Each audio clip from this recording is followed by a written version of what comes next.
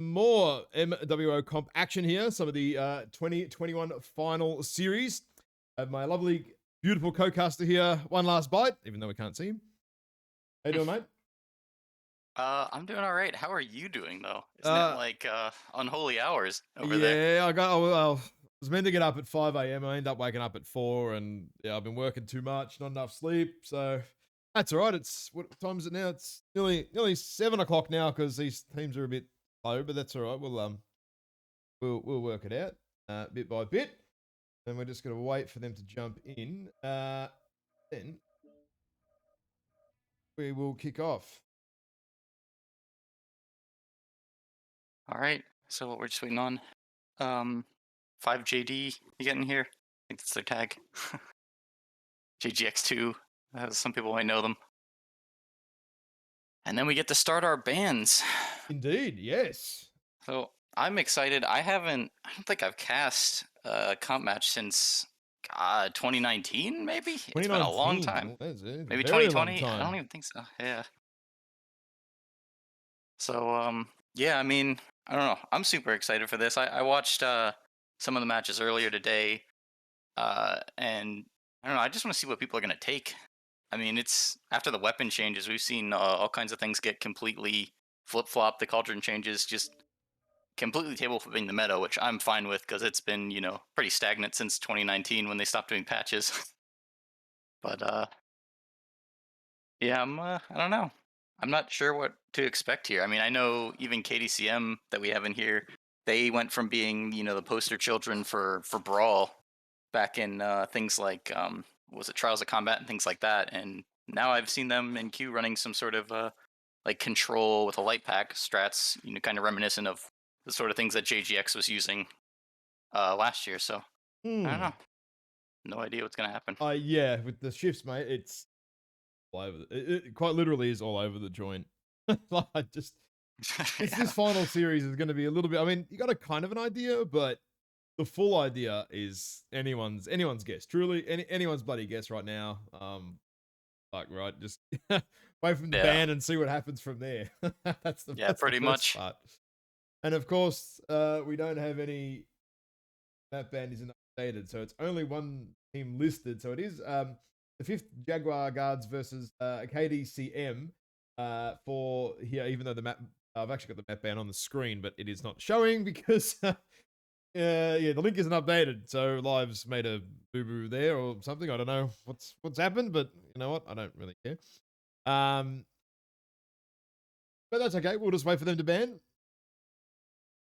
All right, bands go. Letting I me can tell know. them. Yep.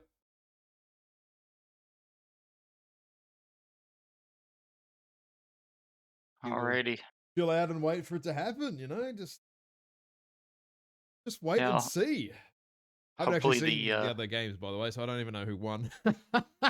well, Literally was so asleep. far as a recap for people, the RJF versus Kino, or I Hate My Team, and GNX versus Kino were both streamed earlier on this channel. KDCM versus ITX was just played before this, which we didn't have a caster available for. So I heard it was recorded, but yeah, not on stream. And so far, everything's been a 2-0. I think Oh, we okay. saw the GNX match. I believe they played mining into Tourmaline. Obviously, I have no I idea what don't they even know played for why. the KDCM ITX match, so I don't know what they're going to prefer. Yep. Um, I've seen it looks like people don't really want to play HPG very much, or Polar. I think have been the most common things that get kicked out. So certainly that was the experience in the queue. Um, but yeah, I don't know. Let's see, did they ban the first one yet? No, they haven't. Yeah. So as a reminder for everybody watching, the way the bans work is that I believe the higher seed team bans a map first, and the lower seed team bans a map, and then the last three maps are the maps you're going to play on. Um, or not quite actually. The higher seed team then picks a map, and then lower seed picks a map, and then the last map is your third map of the series if it goes to that with random sides. For the other maps, the one that you pick, the other team gets side pick on. So whatever maps we see people actually select, I think are going to be maps where they say, "Oh, we're fine with playing either side here," because they're not going to know what they're going to get. Yep. So that's why I'm kind of interested that people are picking Tourmaline because I feel like after the rework for the spawns, the top side's just very strong. Ooh, the map band's actually starting to get updated here in the background for the teams and stuff. It hasn't been updated for the actual teams to start doing it.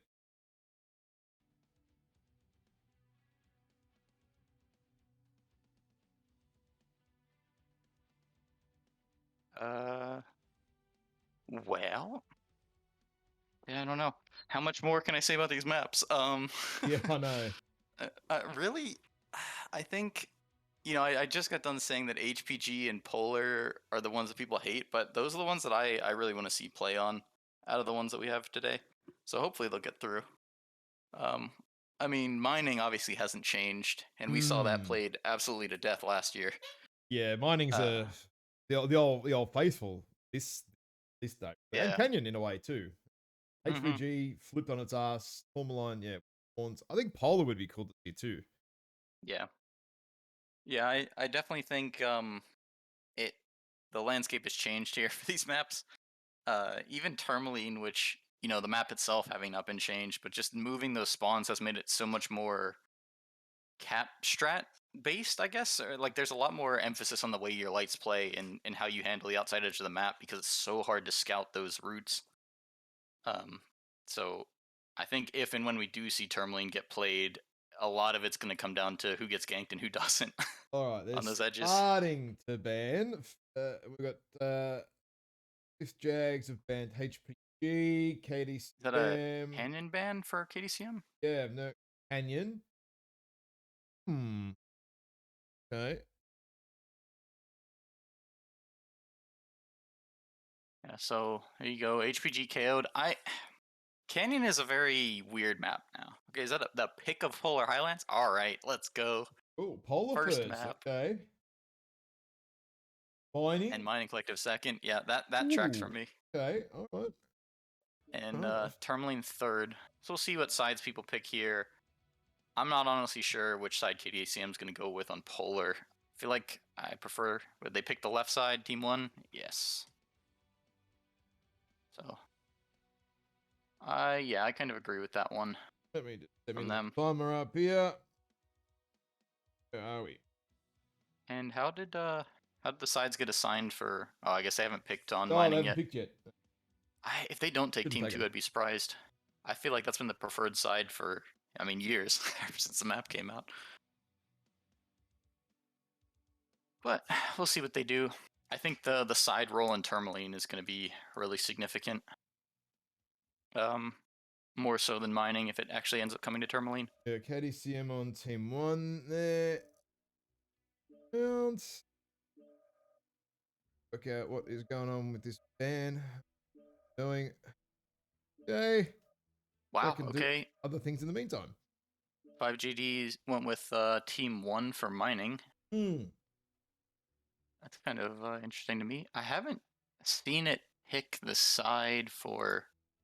Then the Okay, looks split. like KDCM is Team One. Yeah, and the split we got one on Tourmaline. KDCM split game for, and then Vanilla.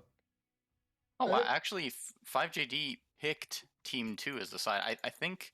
Remind me, the way Oh, that it works for that third map is that it's random who gets to pick, right? I think is the way it works. I don't know. I'm just trying to figure out if that was voluntary because I feel like Team Two is definitely the weaker side on Tourmaline. But all right. 5 minutes. Let's get them set up. So right now, at least we can go over to the map ban. No, map ban. Map strategy, and you can do some doodling, mates, because we're on to Polar yeah, oh Highlands. boy, you know how I love to Ooh. draw. I say we want to see Polar Highlands, and what happens first drop? All right. Hey, nice. So you got it up on the stream. Good to Yeah, go. yeah, I yeah, can yeah, start mate. Yep, yep, yep, drawing yep, everywhere. yep. All ready to I mean, go. honestly, the first thing Master Custer. I'll probably draw is just a big X because this map is so crappy. The way Oh, that yeah, the map big has X. been reworked, it's really hard to see honestly and tell where grid squares are. But I think this looks like it's better. So um, the first thing to note here is Theta being extremely congested in the buildings there. I think on this map like we said, it's so big, and really any map that's this big, caps are going to be very much a concern, and a 3 cap with a Yep. control strategy is just going to be extremely viable.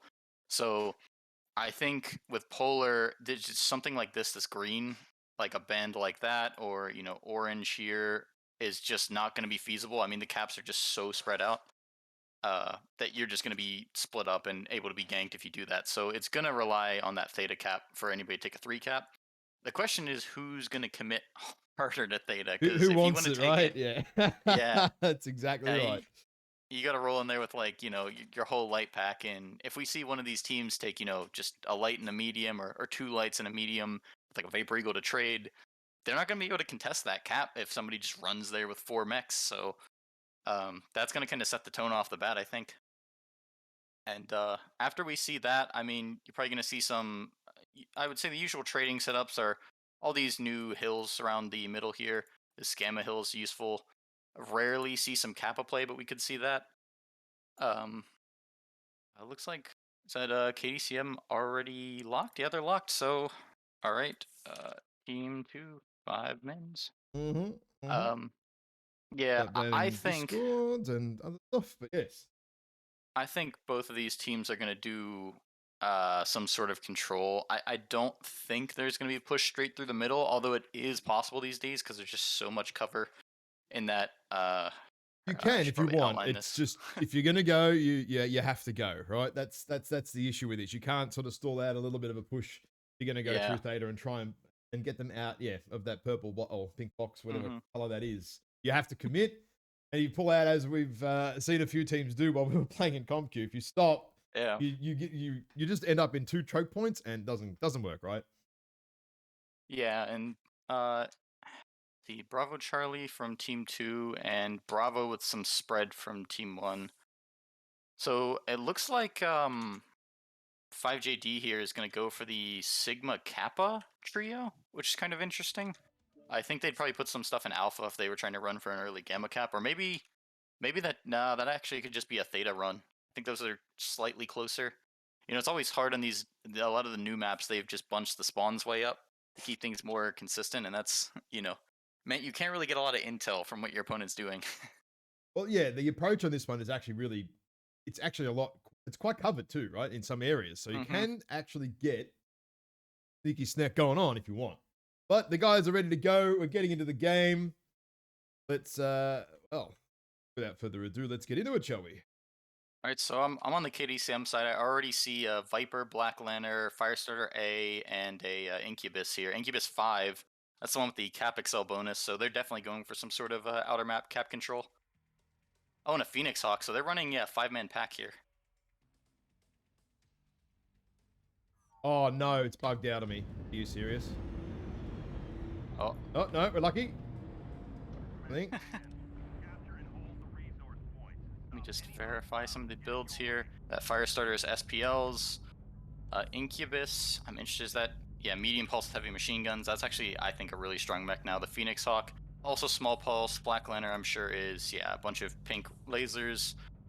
Viper, micros and small pulses. They have a Gargoyle with micros, large pulses. Oh, I forget what the button A is. Marauder with Gauss ER Peep, and a Executioner with micros and PPCs. So that's an interesting spread. I wouldn't expect the Gargoyle with those 2 other assaults, but maybe they're looking for a really early gank here.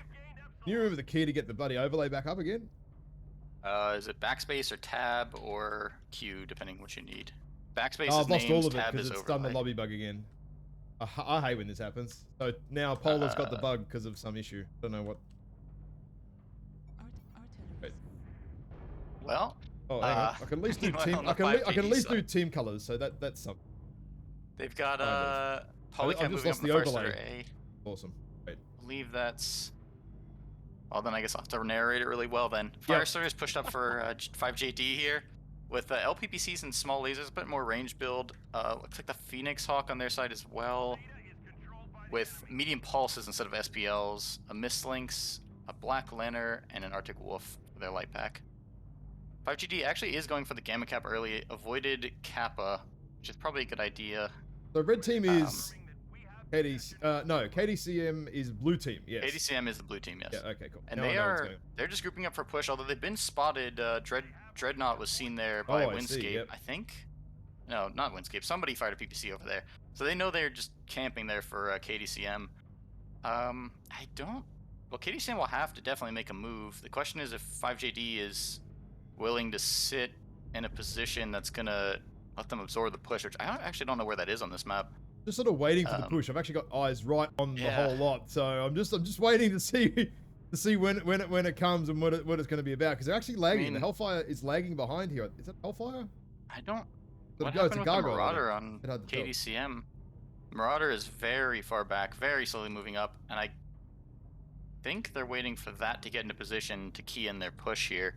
I mean, KDCM's just kind of bleeding caps right now. 5JD very much grouped up. I guess since they saw that ball of mediums, they're saying, you know, let's stick together and stay at a position where we can cover that approach. Yeah, they're in a reasonably okay position, but yeah, I need to be a little bit careful over there. Hang on, Yeah, and this looks a bit more here comes rangy still, though. Okay. This Incubus is what I mean. It's swinging around to get Sigma, and that's gonna put the ball back in 5GD's court to make a man But So I mean, this they might be five-man able to wolf pack catch it here out, from but- KDCM is still just sitting here. I mean, I'm just watching them. Yeah. They're just I- going backward and forward. Yeah. I think they're starting to move up. I think they're going to use that Sigma trigger to try to bait away some mechs with that Incubus and then shove in with the rest of their team. I think is what they're trying to coordinate here. Yeah, KDCM definitely getting aggressive. I think they're looking to pick off some of these front mechs here of Windscape and Temp Axis. But 5JD just But they're quick pulling enough. I mean, range, yeah, staying together. 5JD, they're quick enough here to really get out of. They're going to get out of trouble pretty quickly. They know they're already moving back. They see the KDCM push coming in. Just a question of how are they going to be fully ready to absorb it. They actually So have far- one mech out of the back here. I think it's Warhawk or something, right out the back there. But Yeah, again, that- KDCM's this get off. I don't know about this angle for 5GD right now because two of their assaults like can't really see over to cover the Stalker. If KDCM was to push that angle, and right now KDCM taking cap control with that shove, they've taken Theta and Sigma. Okay. Oh, So yeah, more of back a over feint here. there. Yeah, it looks like Ziaz yeah. is going back in the Black Lantern to retake Sigma and maybe look for the Incubus. This is a very slow guessing game right now for both teams. We got the Marauder for KDCM swinging way wide to Gamma. Might see an assault 1v1 up here. Yeah, And can the you rest give me of that pack a is tickets just update? covering Because I data. can't see the tickets. Oh yeah, so right now tickets just passed to KDCM's favor. It's 284 to 279. 5GD taking back a second cap right now, so they have Gamma Sigma versus the Theta Kappa Eps of KDCM. But the Incubus is swinging wide for KDCM to go for Gamma. I think 5GD really needs to actually turn up the pressure here because they're just getting out capped. I mean, KDCM is just sitting tight on the caps that they've taken with that Yeah, expending of armor. They're literally just sitting here on Theta, either side of it, and just not giving it Yeah, up and by any means, and whatever's nearby, looking- just scaring it off, quite literally. Percent-wise, everybody's super fresh for 5JD. I mean, everybody's 90% above except the Stalker at 85, not really hurt anywhere. KDCM is pretty fresh as well, although a few of those mechs are at 70% and below. Phoenix Hawk now losing an arm, so that's a couple of guns gone. Well, it looks like the KDCM pack is starting to move over here to the cap point on the far edge. Now, the Deathstrike is going to, well, I'm assuming it's a Deathstrike, is going to have to be Yeah. quite careful about this, actually. He doesn't realize they're all Incubus here. is- He's in trouble. Incubus is coming in for the cap, and this might be the point that 5GD really needs to push in. I mean, the whole fight is going to happen right here, right now. KDCM has most of their team They've here. got more, yeah, they've shoving got way Kieran. more mechs. Way more mechs out here. Oh, Looks Deathstrike like jumps Windscape's off. gonna be the first target in the Mistlinks, maybe? Oh, but no, look, the 5JD, they're actually all sort of here as well. So now they're scared. Oh, Yeah. no, they've legged something. The Phoenix Hawk has just got legged for KDCM. Yeah, and meanwhile, both the other assaults are pushing up for KDCM behind the two assaults of 5JD here. That's going to be a huge problem if they get in range with all Is those it mech down? micros. I can't see who it is. Yeah, so it's Dreadnought down, Phoenix Hawk is down for KDCM. And yeah, the two assaults are about to get mixed up back in the middle. The Gargoyle is going in on Bonson and Ultimate Ghost.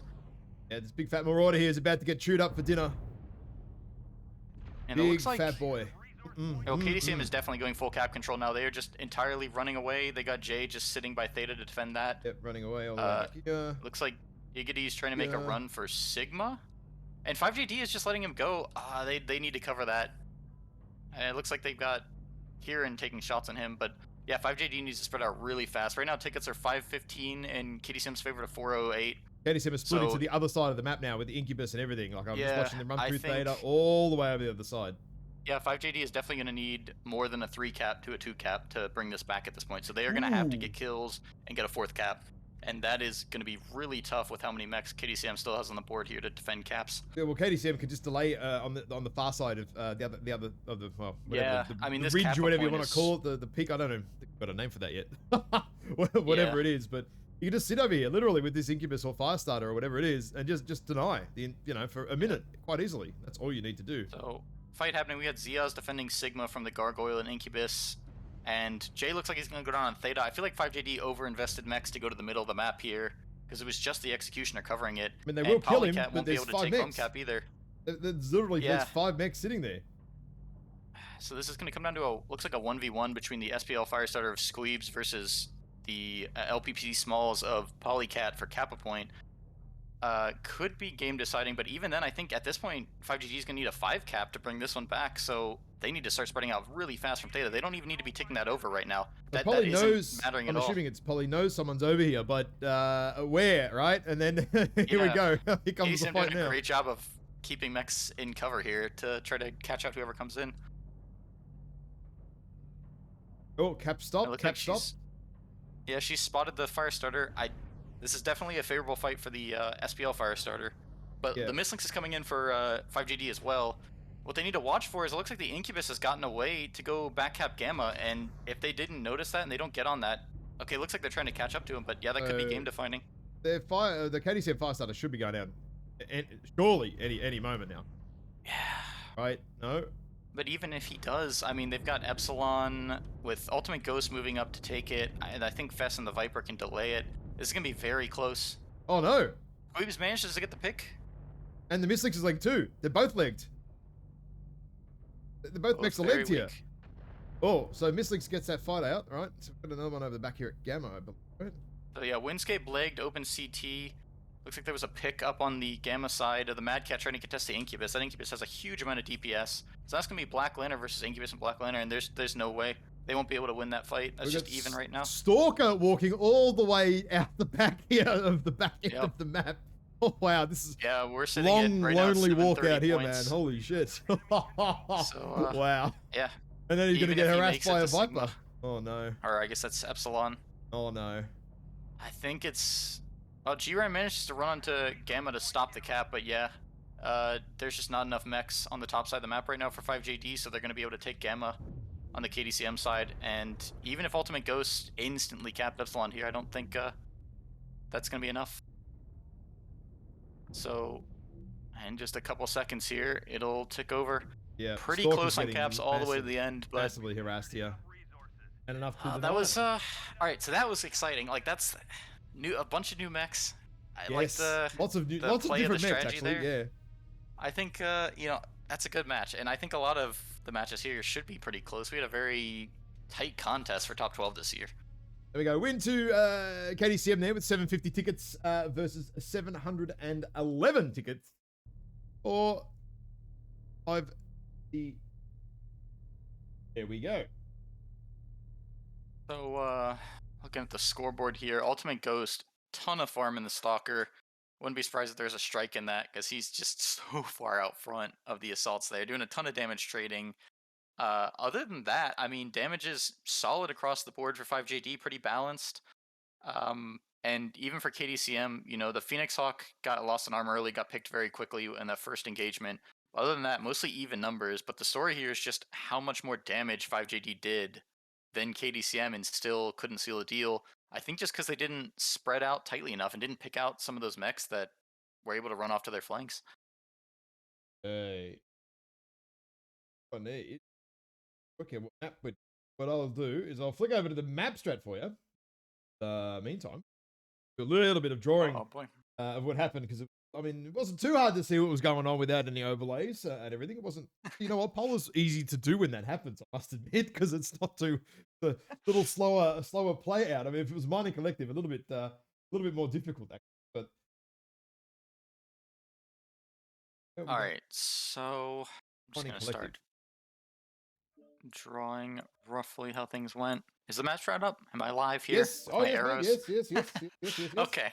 So yeah, we saw really early on, 5JD sending I think it was the Black Lantern out to Gamma after they got the Sigma Cap, and sending the bulk of their forces into Theta after Polycat went in with a Firestarter and scouted it out. And they ended up roughly in this circle here. So now that I've drawn the arrows, it was mostly a bunching up in those 2 or 3 grid squares there, like Golf 9, Hotel 9 above the Theta point, just kind of staying safe, watching for a push. And meanwhile, KDCM sent almost all their mechs to go sit, I want to say it was around like India 7. The Marauder, I didn't even see what happened to that, but it ended up just in the weeds here, slowly walking over through Golf 6 to head towards Gamma. Yeah, he And they moved sent the all the way up Incubus. to F7 in the end. He kind of got to that F7 ridge, G7, sort of in that, or in, Yeah, somewhere up in like here, right? Yellow. yeah, somewhere around sort of here. He's just sort of, oh, sorry, oh, wrong color. Yeah, look, we matched. Yeah, Same near place. enough. Yeah, somewhere roughly in the yellow. He's kind of sort of lurking all the way right out there. Which was interesting. They're kind of a no man's land, Yeah, actually. so despite that, they were able to swing around with the Incubus, and once the Incubus started making the play for Sigma in a risky play, I'll say they shoved up into Theta with most of their max. I think it was actually Five, I more around think. I that think it way. was five of them that actually did Yeah, charge Theta in the end, and then pick, and take of of cap and run course, from cap. 5JD backing off from that, which because it did look like a push. I think that at that point they ended up more or less bunched on. I think it was it Hotel 9. I think they were something like that red spread there, kind of back in a line. I was saying I didn't like some of the angles they had, but rather than actually fall through the push, KDCM held here, so they got Theta and had so many mechs that 5JD didn't want to counter push, and the Incubus was able to sneak Sigma.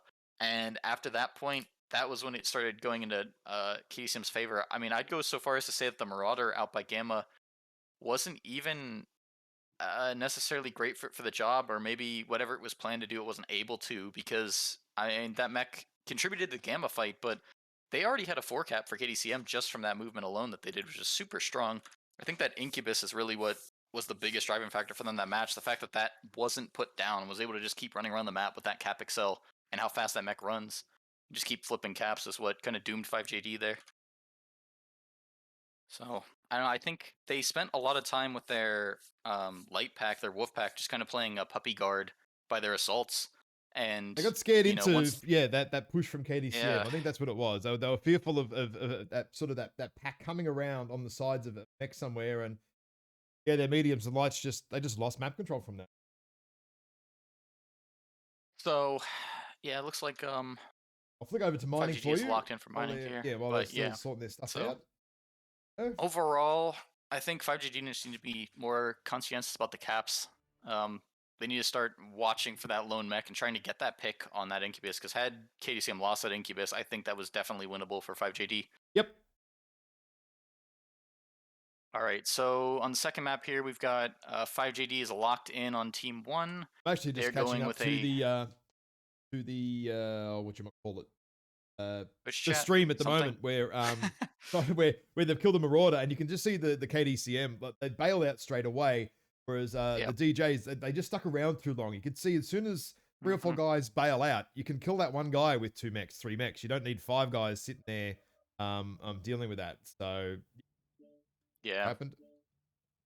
And looking at their split here, I mean, see if I can do a quick tactical analysis of mining. Yep, yep, I yeah, think go for it. We've everybody's still got seen time. this explained to death We still for have time, anybody mate. It's new. all right. Don't worry. Typically, this is a control-y map. So one of the big definers of this map is theta control.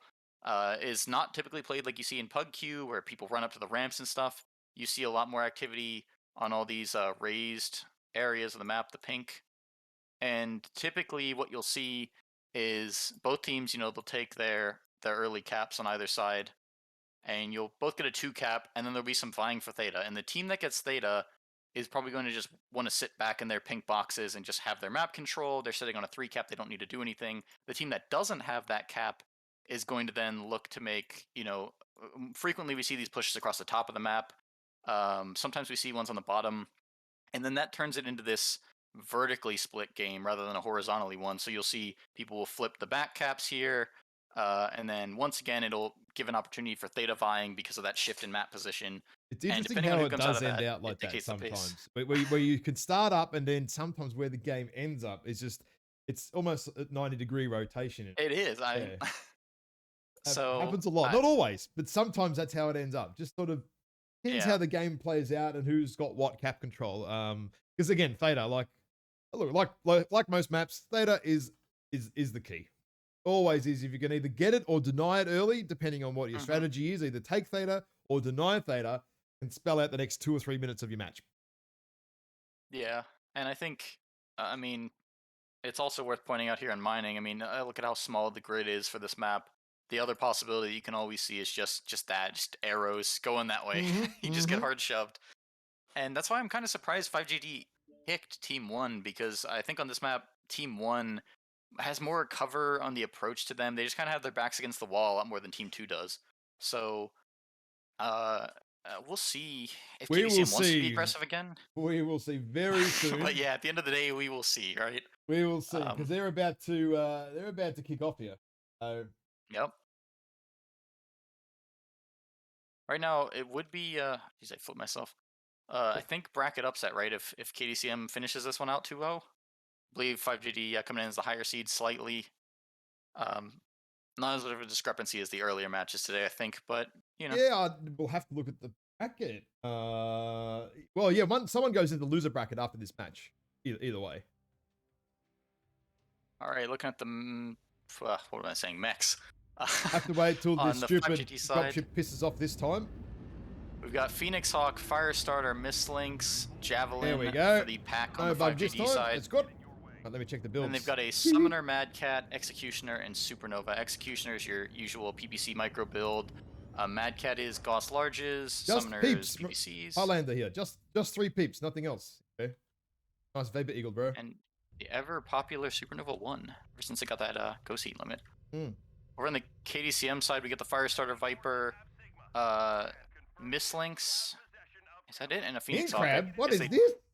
Ooh. Yeah, I need to see that. So is that the It's only 4 Gauss, 1 quad ER light large though. It's Gauss? actually Oh, okay. it's actually missing a He has a weapon. massive amount of ammo on that for light Gauss, so he's going to be sitting Missing on a the back weapon. wall. Yeah.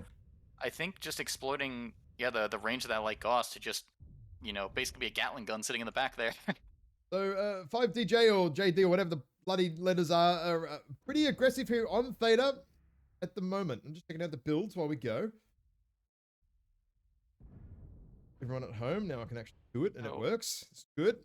Worth noting here that KDCM was able to take the 3 cap early on. I think Team 2 does have the more open side to cover that and to push up 70 on that, large so on the that's not Supernova. unexpected. Rather than 6. Okay. And a big TC. Interesting.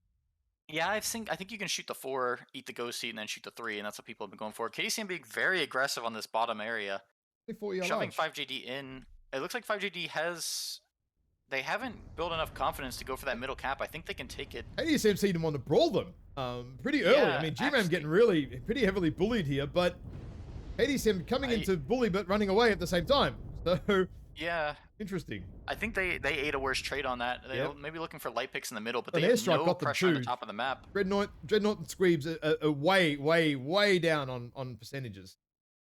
Yeah, I think GRAM needs to sit tight here because right now he's anchoring that gamma cap for 5GD, and 5GD can freely take Sigma right now, so they can swing this back to a 3 or even 4 cap in their favor. KDCM looks like they're now spreading out. 5JD should be cap really defense position. doing Theta. I mean, they're doing it now, but they kind of Yeah. should have been there nearly 25 seconds ago, 20 seconds ago nearly. Yeah, definitely. Yeah. And then that puts heaps of pressure back on KDCM now for basically that, well, maybe not failed push, but completely Viper? stalled push on that corner. Okay, Viper was looking for a bit of a pick there on the top side for KDCM. Oh, Alpaca's So- basically dead. Oh dear. And now we're back in a kind of back and forth here. It looks like the King Crab basically just killed his throttle, just chilling here, taking G-Ram's pinpoint sort shots of at people. hurt, but I think most of it was, well, partly the trade, but partly an airstrike there by the look of it too. Dreadnought's super weak. Realistically, one knock on a CT is going to hurt him quite severely. Oh. So Looks like 5GD was able to get the sliver on Theta, which is huge right now. So Yep. that's going to mean pressure on KDCM to make something happen. It looks like they want to make something happen on the bottom again. again, going to try this again, but I mean, we've got Overwatch here.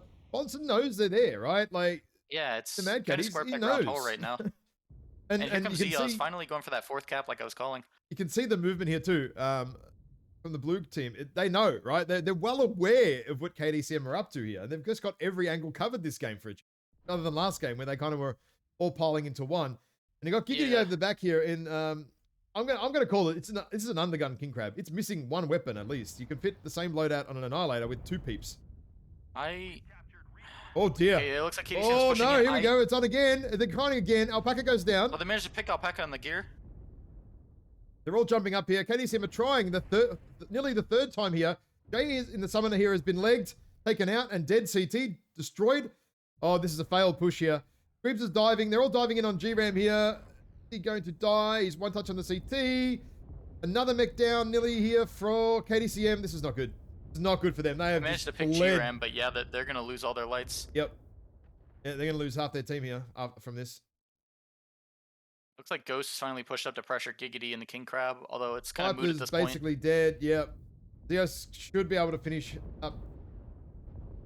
Phoenix Fork here. Oh, he got stuck on the ledge. Yep, I hate this ledge. Yeah, you can get stuck here. knows that one. Yep. Yes. Yeah, you can get stuck right on the corner if you slide along it on the wrong way, and yeah, it's completely wiped out there. Yeah, those 2 rails are good, but they're very, very dangerous at the same time. It goes both ways. You can go really well or really, really badly. Sliding that rail there, and yeah, and just clean up here for the assault. Yeah, he's got nothing left. KDCM at the end. Yeah, I mean that was a very ballsy, is I guess the best word for that push. I mean, they had 2 assaults that completely couldn't cover that, and I think KDCM was actually already too weakened from the first time they tried that aggression to make a move like that, to just go, hey, we're gonna go even on numbers, you know, mano-a-mano against you guys. Wow, King Crab still got. I was just interested to see how much ammo the King Crab still got left. 70 shots left still. That is a truckload of ammo, I reckon. Oh, yeah, he started with 192. What? 192 shots for comp. Oh wow, that's a lot of ammo, dude. Plenty of ammo. Oh wow. Oh, let's have a look at the numbers, shall we? Oh yeah, I mean, look at those numbers from 5GD. It looks like they absolutely out-traded the heck out of KDCM, which, I mean, can't really blame the play as much as I think the mechs weren't really optimal for KDCM there.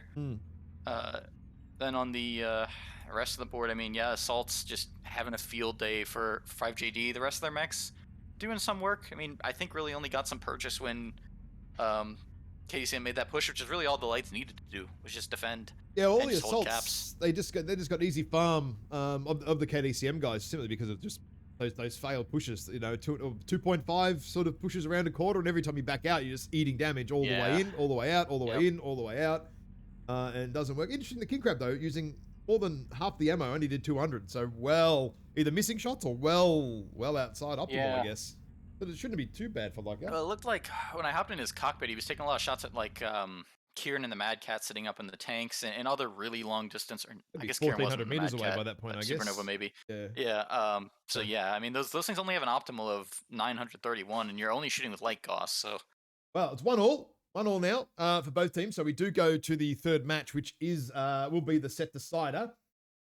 And confirms that 45 minutes for cast is nowhere near long enough, as I've said 1,000 times, but here we are again. So the next cast is going to be running late. Actually, no, I think we get like a half an hour break, so we can actually eat into the next time. Actually, I lie. Oh boy. I think we got a half an hour break. Hurry. Yeah, no, I'm hurrying, so we can eat in and we get like a 5-minute break in the middle, and then that's okay. Yeah. Now, I've got the map straight up for you, mate, so you can do some doodling over there while I move everybody around. Alrighty. Bobby. Line. Ooh.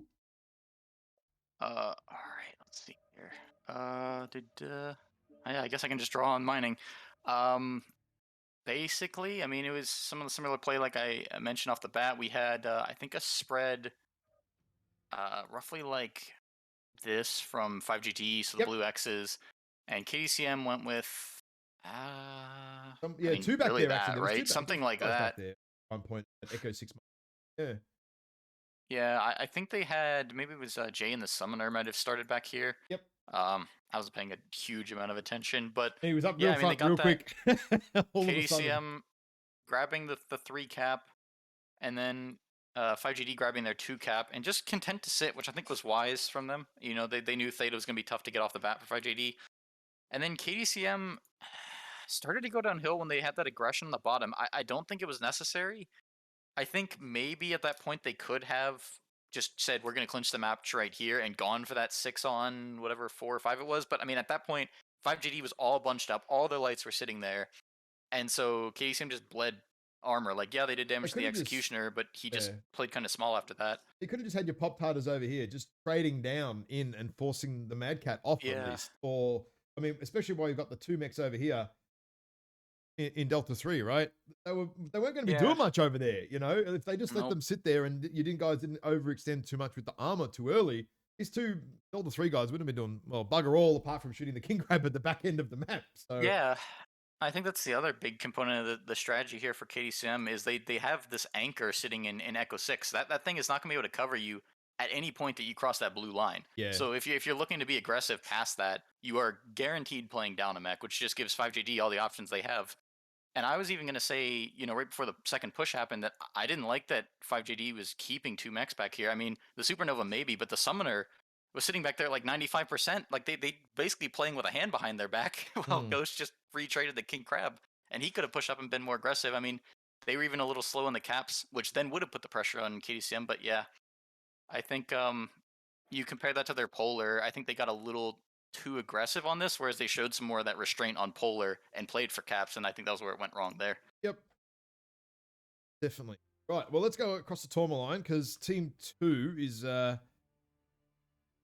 up for their 5 minutes. So Oh I'll let boy. them know what's going on. So I Yeah. think we're not going to be too far away from getting underway because, I mean, this was 5DJ's pick, right? No, this was the random map. Oh, this is the random This map. was, I believe, I'm not 100% sure on how Wow. the sides work. I think it's random who gets to pick, but it might have been just randomly assigned. But 5JD ended up with Team 2, which I think is the worst side. KCM going for the Charlie Alpha split, which again, the lances aren't very far apart, so it doesn't tell you that much. Yeah. But this Alpha lance spawns behind a dropship, which makes it actually slower to get to Theta than running out of like Bravo. So this to me looks like they're looking to make a Gamma play off the break and maybe just ignore Theta. And they've got the rest of their stuff in Charlie, which like a play over the top. Looking at that, looks like they have their light pilots split between Alpha and Charlie, so definitely could be going for an early outer cap sort of confusion play against 5GD. Yeah. And Maybe they're 5GD setting avoiding up, Theta altogether. Now, I mean, that would be an interesting choice to not go to Theta. I mean, it's yeah, so crucial on this. yeah, because Team One for anybody that hasn't practiced this map, it might not be clear, but Team One has a huge advantage in getting to Theta first. It is Team Two has to try extremely difficult because there's just this berm here that really Yeah. covers anything other than heavies way in the back from covering over Theta, and those heavies can't see a corner of the cap. So you have to get your face right up against that, versus Team 1 has a very washed out sight line, so they can just cover it from, any of those pink positions. Any of those pink spots could shoot on Theta at Yeah. very, very long range, like 800, 900 meters, no drama. You can see basically all the cap. The only side of the cap you can't see is this tiny little corner here, but if you've got your Again, your lights lights there, it can doesn't very matter, safely right? cover Yeah, it. Yeah. exactly. Yeah. So, well, they're ready to All right, go, it looks like. actually. So, Oh, they wanted NA. They wanted NA. oh, they want NA? Swap it over. Does he want it or not? Yeah, he asked for it on the last one. We'll see. Yeah, Kieran says yes. Okay. Okay. Oh, NA server it is. All right. There we go. Let's get into it. I should probably confirm with them. I guess they just wanted EU scheduling. And that's why they're registered like that. But yeah, we'll see what happens. I mean, 5JD was set up very Alpha Bravo heavy, which is Oh, also shit, no. surprising for me, because that for them is leaning towards the bottom of the map. That's Kappa towards Sigma, and staying away from Charlie, which I think has some of that earlier lines head towards Gamma. So maybe we're gonna see this match get decided on some sort of Sigma fight. Or maybe whoever gets Theta. I mean, it sure seemed like neither team really cared too much about Theta with the way they were setting up there. So heading over to the KCM side, we get the Firestarter, Viper, Black Lantern again, Incubus, Blackjack, Executioner, Marauder, and Gargoyle. So KDCM running the same deck we saw them take on Polar, but with the substitution of the Blackjack in for the Phoenix Hawk, and that Blackjack, is ERPVC, so they're gonna have another trader here. I'm just waiting at the moment. Uh, I'm not touching any buttons because this is the worst Meanwhile, on map for Lobby Bug 5JD, ever. 5JD's got a Wolfhound, Mistlings, Phoenix Hawk, Firestarter. So another 4-man Wolfpack from them. And then a Hunchback with Quad ER large. You don't see that very much. The Hunchback 2CA. All right. Executioner with ERP small pulse. and a Direwolf with ER Large and Gauss. So both teams investing for only a 4-man Wolf pack. I think KDCM's the Black Laner is a little stronger. Going through the mechs at the moment. Got him the gargles again. Okay, so KDCM sending Oh, the wow. early Okay, just Incubus 2 large cap pulse. Okay. to Theta. And it looks like 5GD is investing a ton of mechs to go cover Theta right off the break. So they are Yeah, KDCM are almost certainly literally, gonna as get we that. sort of thought, just completely ignoring Theta. This is a very, Oh, very this is gonna be a interesting little dangerous for choice. the Incubus here. Telnega, I think, just needs to Get completely out. turn around and run at this point. Yeah, Do not stay longer than you're that's welcome. wow. I guess okay. So KDCM has coverage over the top with their assaults, which is I guess why they're leaving the Incubus up there to be aggressive. But I mean, I feel like if I was 5JD, you know, burn some of that armor, just go in and kill that Incubus. Like Yep. taking a mech off the map is huge for caps. Especially the Incubus. Of all the damn mechs to get rid of early, this is, Yeah. you know, mission critical right here, right? You know, like, Yeah. and they're backing right out. now, No, they've had no choice. I'm surprised that they're still taking pot shots though. Like if they're Ooh. why are you trading with the assault at this Oh, point? Polycat just ate. Yeah, CT Red just ate. Absolutely ate some there. Bonsa's moving up here in 4 ER large, 2 Gauss through the back of Death Valley here. That's an interesting choice. I don't know why he's going this way. I think 5GD is being a little too tunnel visioned right now. They need to start. I mean, let the Incubus sit there if it wants to. Just keep something to cover the cap. Yep. No need to be poking with like a Mislinks or something when they've got PPC Overwatch. You know, it's not helping anything. KDCM have moved all the way around the back here. Now, you normally don't see it this on Tourmaline from Team 1. So, Yeah. This is playing out very differently to what I was thinking was going to happen. I mean, look, Bonsa's still walking around the map. I mean, Bonsa hasn't shot anything yet. Hasn't been even shot at in the dial. The funny thing here is, despite the spawn changes, we've actually got a setup that's a lot similar to the way it used to be. Yeah, I know. Yeah. And Windscape coming in for the sneak. He does get the sliver on Theta. That is really big, although he's eating some pain for it. That Mislink's actually no MGs, by the way. It's all small pulse, which is kind of bizarre. But very important slither cap there. But the Incubus could slither it back very quickly too, right? Oh yeah, the Incubus will get it in like a tenth of a second if it manages to step on that cap. Watching this fight here, and right now, looking at the angles, I think Windscape's the only one that really is covering that, and you know, KDCM's just doing everything they can to get angles to shut him down so that the Incubus can step on. He's on it. No, he didn't get it. It is so close. Wow. That is one more tick and it's gone. Yep. But right now, 5JD has managed to get the caps ticking in their favor with that 3 cap for just a moment. So even if they bring it back to a 2 cap, KDCM will have to do something to flip this over. You see the KDSM guys at the back here. I've just been watching the last minute or so on the corner of my eye. They're sort of running around. They're not. It feels like they're not exactly sure where they're meant to be going right this second. Yeah. They feel a little bit lost. I think they kind of banked on this cap. I'm surprised that 5JD is not striking this Incubus more with how it's just really just sitting down here bunkered. And now it's going for that Cell going for the cap. Gets hit before the cap, so it is able to sliver it down to now just be a 2 cap for 5JD. But there is a bit of the 5JD guys on the right here. I'm just watching because KDCM they've got more angles on Zeos here at the moment. Not quite, but they're starting to. Gargoyle is 1 touch left torso on the KDCM side. Oh, Incubus! Just took a huge large burn there, and he's basically ripped. That'll be Theta now. 5DJ are going to be able to take Theta very easily. Nearly halved.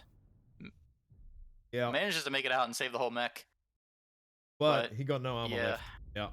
This is KDCM getting the back cap though. They're on Kappa with 2 of their mechs. Mm-hmm. I would honestly have not gone for that and just run up the hill and gank the Supernova first because Kieran here in this large. He's right. He's pretty close. Like, I'll tell you what. I don't know if Kieran's noticed that they're capping right behind him. Okay, well, he has noticed now. I think I just heard a need assistance. Somebody trying to target spot. He's sort of turning around, but. Well, meanwhile, Ghost eating a nasty strike up on his ridge in the Hunchback. He's 1 touch right torso. So, this is really dangerous having these mechs in the back. I feel like 5JD needs to completely pull off and go deal with that, but instead they're taking a fight in stage. 5JD don't convert right here, they've got some big problems. They have to do something because they cannot run away. Like Poly managed to have the Gargoyle. Yep, Gargoyle's half. Well, but Windscape just 1 touch legs and just got, was that airstrike or something? I don't know. It just got obliterated. So. Oh, Windscape he was 1 touch legs and he goes down. Jay is 1 touch in the Executioner. Gargoyle's halved as well, so it kind of worked, but kind of didn't work. Squeebs is going to be aggressive on Kieran here. He's going for the back cap, or are they just going for Sigma? They look like they're going to sneak by. Blackjack. I don't know where that was. This could be another. So we've got G-Ram who's gone all the way around the back here.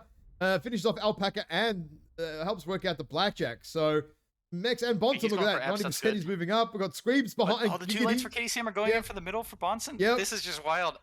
Oh, I this have is no out of idea which control. way this is going to This go is right now. completely out of control. I Yeah, think Bonson Giggity is shot a gonna little get bit too definitely early then and pick here gave for it the 3. away. Yeah, but They even could then, have had the those pick. 3 mechs have so much DPS that True. Bonson's going to go down in seconds. Oh, he's But getting is it gonna get off absolutely fast enough for the rest manhandled of the here. I hope reinforcements? Bonson likes being manhandled because that's what's exactly happening right now here. All 3 of them over He him, is still haven't killed him. cherrying the CT in the back. Finally goes down. That was too long. That took way too long. Yeah. That should have Looks been like 1-2 dead. Zell Then we've bailed got off in the back now, but an Ultimate Ghost is I just think the having a KDCM field pack is day gonna up go down there in here. that Hunchback 2C. Free to fire on all of these guys the entire time. Yeah. Yeah, I think the fact that KDCM wasn't able to scrape off, I mean, he is orange cherry So on Zeus is that right legged. torso. He could have been halved. Giggity is nearly legged here. Bess goes down to Kiran. Oh, this is all over the place. Caps aren't too bad yet. This is the important I part. The think caps aren't too bad Squeebs yet. can take Epsilon here. GRAM is open left torso, kind of weak CT. It's going to be a tough one-on-one, but I think that's doable. And it looks like Kappa is going to be flipping to the Incubus now, which needs to be done very quickly. I think the Incubus needs to just sliver that and immediately run for Sig. Just put the pressure on. It's literally Yeah, switching around an Epsi here, delaying just for too changing. long. There's a strike there. Hopefully he doesn't get unlucky. It looks like Oh, makes no, it out in G-Ram's realized time. now. Oh, he's turning around. Okay. But Screams could, come in and basically finish him This off. is... Yeah, okay. It looks like Kieran's Oh, starting to head maybe out not. towards Sigma. I'll tell you what, if G-Ram gets a good Temp burn is on going- Screams going to get legged in one shot. Yeah, how hard is he? He's doesn't really open show on leg one health. leg Oh, yeah, and he's he's just one about to touch go down. leg. Yep. He needs... G-Ram should be able to finish off that leg, I would think. Oh, what is... face hugging to his heart's content with his fire starter. Oh, so G-Ram is is that a halved. micro shutdown from GRAM or something? G-Ram's halved, but Screams is legged in the end yeah. and dead and killed. There we go. It's just the Incubus left, whoever he's running around with no armor left. Like, He Temp can't managed to have pick any. off Giggity, and yeah, that's going to be a 1 cap to 1 cap. That's Yep, it. that's So GD. it will go That to is- 5 GD. That's it. They did it. I feel like that fire starter fight was winnable, though. He was keeping his cherry leg shielded, but at that point, you're just going to lose it. Just give him top tip for you light pilots out there. Give him the leg. Just give him the leg and just shield a your CT. healthy leg. Yeah. Yeah. Also could have had some more direct shots for him, but like They'll I go can't into necessarily die blame him here. for that fight either. That was a super uphill fight against an executioner. This is a strange match. I'm gonna say this is a strange Yeah. match.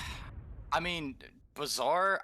I think there was just some general misplay, but overall extremely exciting. That was a good watch. Good end of the set. There was all sorts of shit going on. And I don't even know. It's hard to say what the quote misplay was. I mean, it was a very tight back and forth match there in the middle. All right, damage number. Oh, damage number. Yikes. There we go. Okay. Yeah, I think.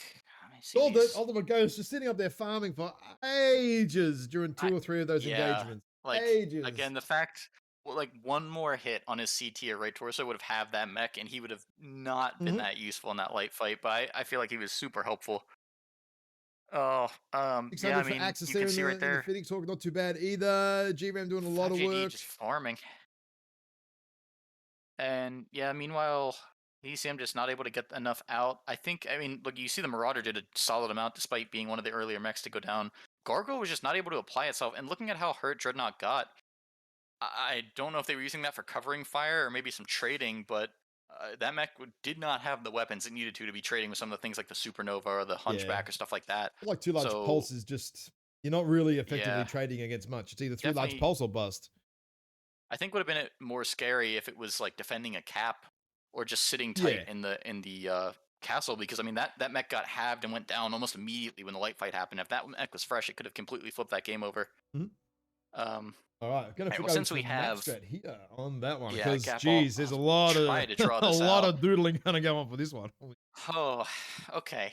So yeah, right off the break, KDCM sending the mech to Theta, which I think good play from the Incubus. Maybe send some more backup, in my opinion. But it was perfectly fine with the strategy they had. So they take the early Epsilon cap, they run up here, and the Incubus just kind of turtled here on Theta. That's fine. The rest of their light pack went to Gamma, snagged that early. That gives them a really early 2 cap, whereas 5JD, sent some heavies down here to Kappa and ended up with I believe, a split like this with their heavier mechs, while they shoved almost their entire pack up there. And I guess they had two things actually here by the Stargate. Uh, and obviously both teams just kind of bonked off each other on Theta, and you ended up with this setup of lights sitting there for 5GD. Well, KDCM interestingly moved almost all of their mechs over here up to stage, Yep. and that gave them. Hang on, I'm trying to clean up the relics of what I just drew. That gave this sort of Gotcha. spread for everybody, where it was a very compact game. I mean, you're talking just really these four squares, with the extension of Mm. Kieran sitting out there in the supernova, and KDCM really wanted that thing. I mean, the Incubus just sat there for ages until eventually, I don't know who got the angle, but Zell just got shredded there and had to bail, and 5JD was able to convert that to a 3 cap at that point because they had the Sigma Theta Kappa. Um, and then we had whatever happened up in this whole Echo 6 area. I mean, that was an That was a absolute mess. Both clusterfuck. teams That playing that's what it very was. That cagey. was just yeah. That was. But that was the And time though when you had the KDCM mechs, right? They ran all the yeah, way around the back here to Kappa while all that nonsense was going on. they had actually, yeah, I guess they did run that route. Mm. So that was the. It felt like they definitely weren't prepared. I feel like that was a risky play by 5JD to take that fight, but it was absolutely the right timing because with those mechs out for KDCM, and I don't even know if it was scouted, um, they just cleaned up house in the middle, and then I think it was I right feel place, like, right time rather than scouted. It didn't feel yeah, like it was that's scouted to me. probably Yeah, I think it accurate. was just a lucky we were just there and it just happened that that's how it played out rather than we knew what was going on because I could actually see it Yeah, on the other screen now the replay. They had no idea. They actually don't know that they were there. So yeah, yeah. yeah, and after that point, I feel like that was one of the turning points in the match for sure. But the other one for me was the mechs for KDCM came down to Kappa, capped the cap, and then made this run back to the middle. Or I guess, yeah, I think it was around that run. I feel like there were two things that they could have completely converted the game with there. One was if they had run up here before they got Kappa and just iced Kieran, like just taking the Supernova out immediately. I feel like Kieran had a ton of lines into that light fight, in addition Ultimate Ghost, and that would have been huge just to get that pick. Or even if they had just gone up and killed Ultimate Ghost, I mean, we saw how much damage he put out. Mm, mm, mm. Those have been huge. But the biggest thing for me is that they didn't make this run. I mean, 5JD had nothing that was watching Sigma. It didn't even look like they were considering going back for that cap. You had Kieran eventually running there in a supernova. Yeah. But like, if they had picked that up, they would have had Gamma, Kappa, Sigma, and even if they had lost that fight in the middle, that would have been a very hard one to convert because they still had the Incubus up at that time. I mean, that thing He could was have just somehow wreaked still havoc alive. in I the don't back of the know map. what was going Yeah, on there, but he was still running around after eating a pile on Theta, probably in that mid game. yeah, Absolutely got and shellacked, it but just, somehow. you look at the end there, it was definitely convertible on caps of some of the mechs they had. The biggest problem they had was the time. Like, even if they had built a cap advantage that was flipped over by 5JD just because 5JD had more mechs, the match was like clinched in the middle too early for them to have built up that cap lead because neither team was really sitting on that 3 cap. Yeah, there was So, a lot of flipping. That middle game flip on Theta definitely did not lend to one oh team yeah, getting miles in front of the other or anything like that, just because it was just so back and forth for so damn. Not for like 2 minutes, I think. yeah. It felt like So quite a while. it was yeah, I don't know. And that was just that game decided by inches. And I think really, I mean, this is one of the biggest troubles of these huge maps with your lights is, do you send your lights to just say forget the team, go cap, or do you say come back, we're winning this fight, and try to fight it? And I think it was just an unfortunate call from uh, KDCM there, where they brought their lights back in, and even just took this fight in general. That they really needed to try to pull away from it and spread out and just play caps earlier. Uh, so yeah, I mean, I think the trades were also a huge component. 5GD getting a ton of damage out of Ghost and Kieran, and I mean Bonson, like, just all their traders doing, I think, mostly more damage than KDCM's, which is also probably part of the mech choice. I mean, KDCM really only had the Executioner and the Marauder that could be Hmm. fighting back. But yeah, either way, really close set, really good series. I mean, solid high level play there. That's what we like to see. That's why we cast matches. Yep. No, that was it. Absolutely. That was solid. So That I was think busy. speaking of casts, what's our so next up we have the Wild Ones versus Sky Rangers. Yeah, I'm just 228 versus SRJ coming in. What's that? 5 minutes or something? very, very soon. Just getting set up.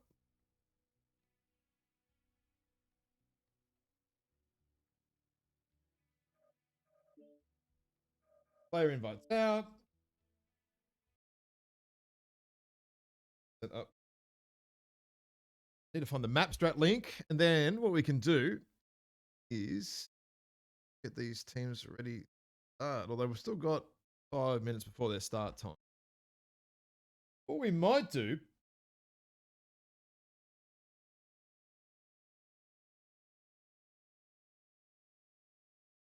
And looks like on the stream they're just now finishing up the match. So gotta stop listening to myself talk. I'll let these guys know when. All right. So we're just rolling it live straight into the next match, or are Pretty we much, taking an yeah, because we intermission? ran All so right. far Well, behind. yeah. I We need a mean, couple of minutes. hey, Just take look it at that. while I find out what these guys are up to. Nah, I'm good. I'm still here. Mm-hmm. So, I guess this gives me a chance to go cycle all my map ban links and get the new ones up. Yep, I'm ready to go. Game Well, I'm not 4. ready. I'm almost ready. Alrighty, wait. Did I just pull up the wrong ones? I don't know, mate. What? Pulled What? up the. Get set up. It shows as first. Okay. I. Oh yeah, I did pull up the wrong side. Never mind. I'm good. I figured it out. All right. I can I start. think Yeah, I I pulled up think the Live bottom has link. got it That's wrong. for the I think winner. Live has buggered it up. No. I think there's two sets of map ban links. Make sure you bring the top ones that are for the Oh, live one. right. Yeah, see? Okay, I see what Yep. Live's done Yep. here. Yep. Right, he's I completely see. Everybody, confuddled it. the finals. This is the Oh finals for no. casters too, right here. What is We going on? got plenty of challenges. This is what happens when you let Live do things, right? It just doesn't make any sense. Right.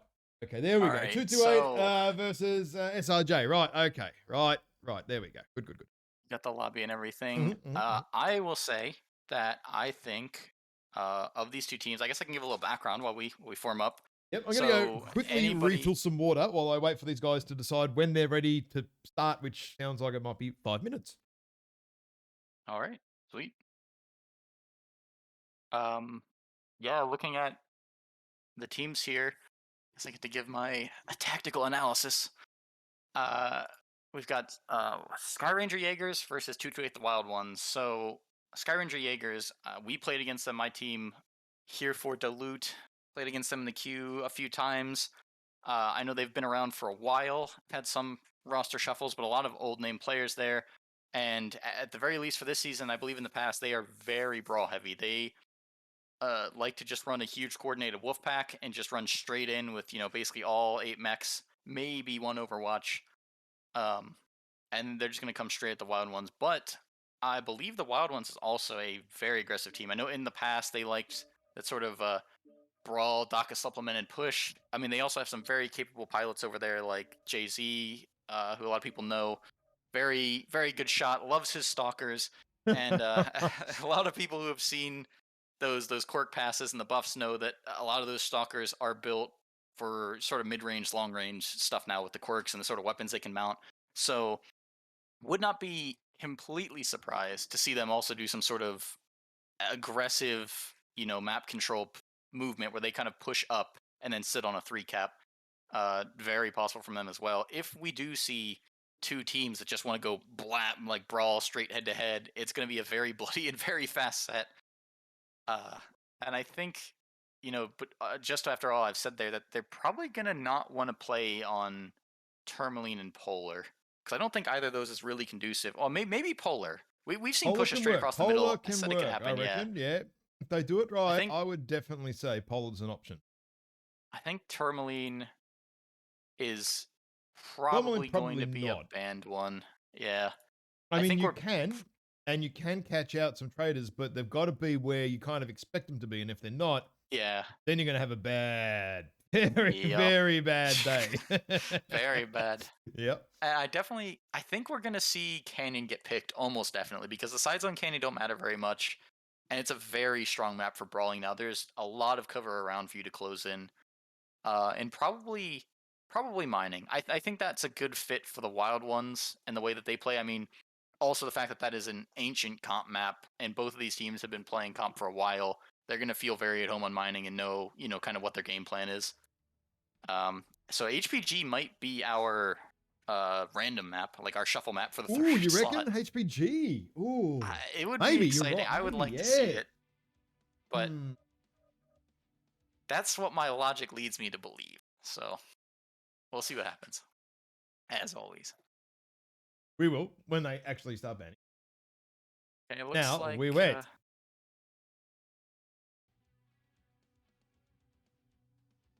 should be let me double check here.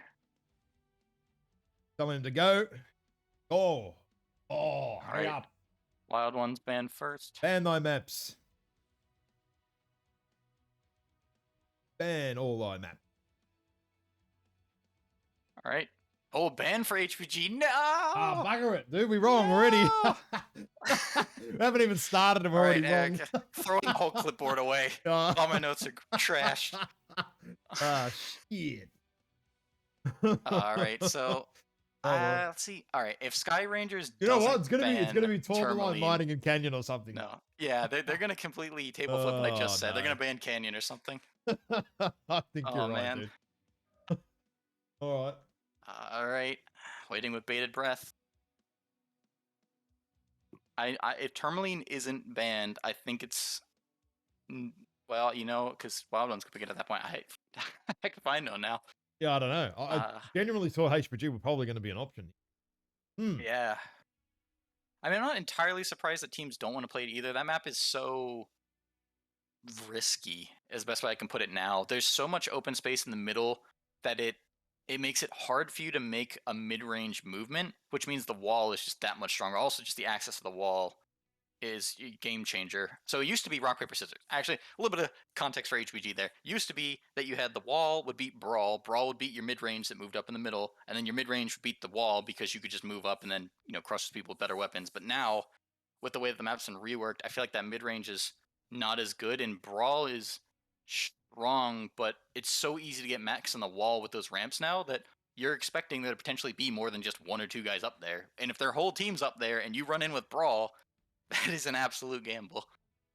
Uh, So, the SROT team don't know where the tickets are, so this is going to take a minute or two before they oh start boy. the banning on. Yeah. Here, let's see if we can. I can paste them their link again. Oh, looks like Jay beat me to the punch. Shout out to Jay Z. For all the teams that are playing, all your tickets have all of your information in them, so just make sure that you read them. Because yes, makes life very easy.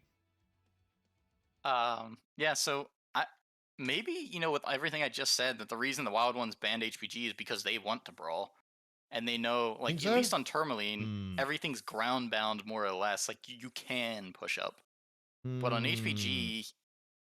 But you could even run jump jets on HPG though. Like you can run flying linebackers. The K9 fire starter. All those things can get on the wall. So I don't know. I guess I'm also not sure how much time these teams are practicing and investing these days. So it's also possible with HPG being, I believe, the newest map of the pool, as far as it being reworked and whatnot. I think HPG may be It's a little possible bit they just harder for teams. don't like it. Harder for teams to manage. Where Polo isn't too bad, Yeah. but yeah, HPG is a little bit more work. I like HPG. I think it's a great comp map. It's just that it'll take a little while for teams to settle into it. I think. Yeah. Either way, I definitely think competitive. Even though I just said stuff about HPG removing some of the elements of play that were there before, I think it's a more balanced map now. The biggest problem that makes it risky is that center cap. Teams wanting to hold a 3 cap, you have easy coverage of your home caps now because of the ramps. I mean, because you can basically just walk a mech up, both cover in the inside of the map, and just turn around and cover a cap each. But then Theta, you have to have the bigger light pack, or you can't take Theta, and then you can't control. So Yeah, Theta is the danger point on HPG. I mean, it kind of always was, but it's even more danger now. Like, oh yeah. And I mean, I just spent all that time explaining a map that we won't even be playing. So well, Tourmaline down as well. Okay, so it is going to there we be go. I Canyon, got it. Polar, and I Mining. Look got at it. that. 1 for 2. And there's Oh, the yeah. yep, Canyon picked immediately. So Wild Ones can perfectly confident on either side of Canyon. I believe Sky Rangers. This is a weird decision for them because they could pick Polar because the side doesn't matter as much as I think Mining does, where you want to be rushing from Team 2. But that means that they would have to play Polar, and if Wild Ones takes the first map, I feel like Mining's the easier one to convert on, so you wouldn't want to risk that. So let's see what they take here. I think Polar. You think so?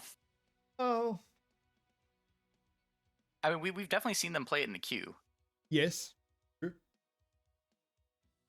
But Mining is completely side dependent. And I can't remember how it works out, which side we're going Yeah, to end up on. So I think Mining is more, yeah. is less conducive to a brawler rush Polar Mm-hmm. side. That I think is true. I mean, we were just talking about it a little bit earlier, but Team 2 on mining that right side is so open. That's like Mm. where KDCM had the King Crab. I mean, it is really hard. On Team 1, you push up, they run, vertically in the map, they run up or down, and you can just run through those tanks, and there's so much broken cover, it's hard for you to get shot. But on Team 2, it's just a courtyard, and you just get slaughtered. Let's see. Hopefully, SRJ didn't just lose the map ban link again.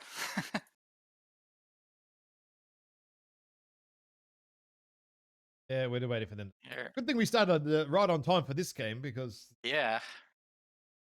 Yeah, and I know JGX doesn't want to go too late, being a lot of European players on that team. So hopefully, I mean, hey, like we said, this could definitely be a brawl v brawl matchup. Those always save time. I can So see the map band side here. It's got to be working. I can see it. There we go. All right, now we're up and running. yep. So let's see here. My map band now is out. Oh, okay. Finally, there we go. They did pick Polar, so you have called it correctly. There we go. Mining at the end. Now we Hey. see the side picks. So it's I think it's SRJ picks first on Canyon. See on the map. I feel like they want to go from Team 2. They're pushing. It is very. I guess it depends on whether they're going from Kappa side or Sigma side. Or not Kappa side. Kappa side or Epsilon. They're pushing up the left side of the map or the right. Ooh. Let's see. Interesting. Did I miss the side? They picked Team 1. So okay, so I think that could be. That could be a middle of the map push, or like a left side. So when we get to the map shred, I'll dump my We'll work it out ideas when we onto get there. some That's virtual right. paper. that's pretty much it. So we're getting to the team side. So it's going to be SRJ on the team 1 side, actually, to start. Swap guys around. Mm-hmm. I'm keeping an eye on the bands. And Yep. Wild Ones has picked Team 2 for Polar Islands. So that will be. Well, I'll show it when we get there. Well, team And 2 for all of them, and then team 1 for all of them. Okay, well, that's easy. oh, sweet. Yeah, makes it easy. SRJ are going to be on team 1 all night, and then all morning or whatever. And the 2 are going to be on team 2. Easy. Done. Right, now we can go straight to map strat. Easy. Canyon Network. 228 being on team 2. All right, and I did just get confirmation from Jay that the third map randomly gives one team pick, but the team who picks side for that is getting to pick their side. All right, so Canyon. So here's what I think SRJ's strategy is going to be. I think they're going to probably move up here, and then they're going to move something like this, and then something like this, and then something like this, and probably something like that, and maybe something like that. I think it's just gonna be a Oh, rush. no, no, no, no. Gotta have some over here, a little bit over here. Oh yeah, Potentially have some around here, maybe. Although yeah. you will So find, I right? obviously not gonna go exactly that way.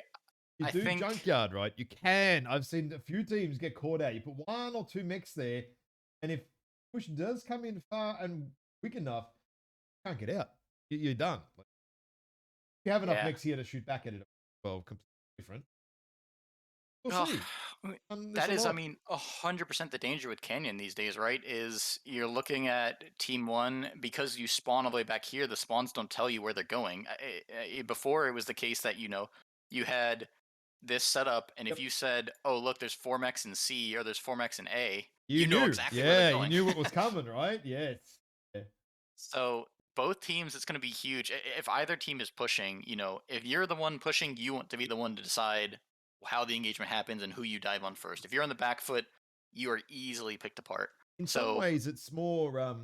It's it relies a little bit more on scouting sometimes and not. Like it's changed the spawn has changed the dynamic of the map just a little bit, as yeah, opposed to what is or is not coming. Oh shit, they're already. Oh dude, they're already locked in.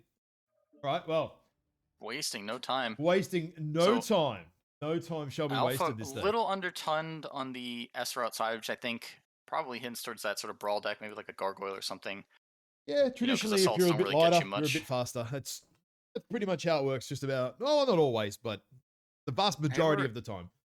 looked like I think that was Alpha Bravo out of S Rot and Bravo Charlie out of the Wild Ones. So it looks like maybe a Capicide movement or a rush right up that center Echo 4 trench that I was drawing. I mean, we're both drawing.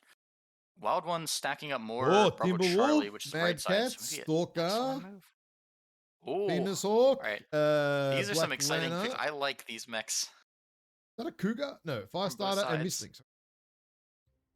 Yeah, so I have to see. There's Jay's Stalker. Oh, and a Warhammer He too. is Okay. running triple large and 6 meets. Interesting. A lot of people running the 4 large 5 meets. I guess he feels it was too hot for this case. And can I pick a mech? Yeah, server 843. is wrong. Wait, it's No. no, AP no, no, server. no. Never mind. You're not wrong. No, They're I'm not. crazy. All right. Checked it. So we've got LBX 20, Rothman, UAC 20, UAC 10. Yeah, this is full brawl from Esrod. Okay. Okay. Okay. Yeah, Like I'm just looking over here on the full on in. That's all there is. There's nothing else. Wild Ones quad LPL Timberwolf. Deathstrike is Gauss Laser Bomb, the Warhammer 9D, 6 MPLs with a big engine. I love that 5 build. large and just mediums. Okay. Oh, okay. So Super 8 are expecting Esrot to brawl here, and they've kind of gone a little bit more mid-range, but not super long. Okay. Interesting. Arctic Wolf getting some early shots in on the Epsilon side. So Ezra's splitting up more than I thought they would. It looks like they're going for maybe a sort of split push here. I don't think they can. Hold. Well, no, you can't hold. It's after 14 minutes, boys. Sorry. I don't think they're going to hold because under 14 minutes. So they do not. Not the way the refs. That's up to the teams to work out. But we do not have. These guys don't actually have to hold. But Yeah, and I would say it looks like for Wild no, they're Ones right not. now, No. they aren't. Oh, well, we Okay. drop then. All They're right. going for a redrop. I think that's you can do that, right? Oh, look, at I the end believe of the so. Both teams day, it's agree. up to the teams, right? If they're happy to Yeah, do it, I you don't give a know. shit, right? Doesn't bother me. I'm not bothered. I mean, you didn't have to after 14 minutes. You could just go, but, either or. So these guys are just going to blow each other up or whatever, and we'll get into it. All I right, don't so think, just are they letting them allowed to know change there. their drop deck? I don't know. I don't think they are, They actually. if you redrop, you are I Oh. believe allowed to change drop deck. Let me double check. I feel like Either one way, I just season told there them was they rules can. that said So we couldn't, right? I think there was a season there was where we one couldn't season do where it. you couldn't. Yeah. Vaguely remembering this. Redrops.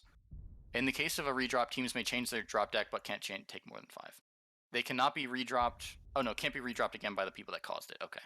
Okay. So like, if somebody crashes the next time for SRJ, they're technically not afforded a redrop. Even though in this case, it was completely on the Wild Ones to even decide to do a redrop. Mm-hmm. So, good sportsmanship there. That's the 228th way. Me representing the What are you talking fallen about? The Blackwatch. 228 is the axis of toxicity of MechWarrior Online. Don't talk nonsense to Oh me. yeah, sorry, I forgot. Actually, the 228th way would have been to take 15 minutes to ready up. Is what That's would the have been. 228 way. Yeah, take 15 minutes to bloody lobby. Jesus, worst team in existence for that. Fair dinkum. Oh yeah. Every time, dude. I'm like, oh man, worst team to cast. You guys, and All right. the Well, American guys, the worst. It was always like, oh shit, this is gonna be a 2.5 hour cast. All right, they're nearly finished. Taking way too I just long. need Apostle to blow himself up. I mean, these guys, yeah, I feel like they need to practice their Killing mech each other, suiciding right? a little Yes. more. I mean, this is pretty disappointing, to be honest. I don't It's taking see nearly 2 minutes just overrides. to die. Yeah. I mean, the Highlander Keeper is one of the easiest mechs to cook in existence. Not hard. What I should have been was commentating this like he was still going. Like, I don't like the Highlander's position. No, Really? should be done in a second. Yeah, I'm a little confused, to be honest, but whatever. Needless delay there, and I'm not It's even sure who crashed at the end of the completely day. ridiculous. We got other matches to cast, man. Like, Yeah. All right. 4 minutes wasted. I don't know if they need the redrop one, but I'll grab that. Redrop. What? Like if you need the match ID for the match that was redropped. Oh, I don't know. I have no idea.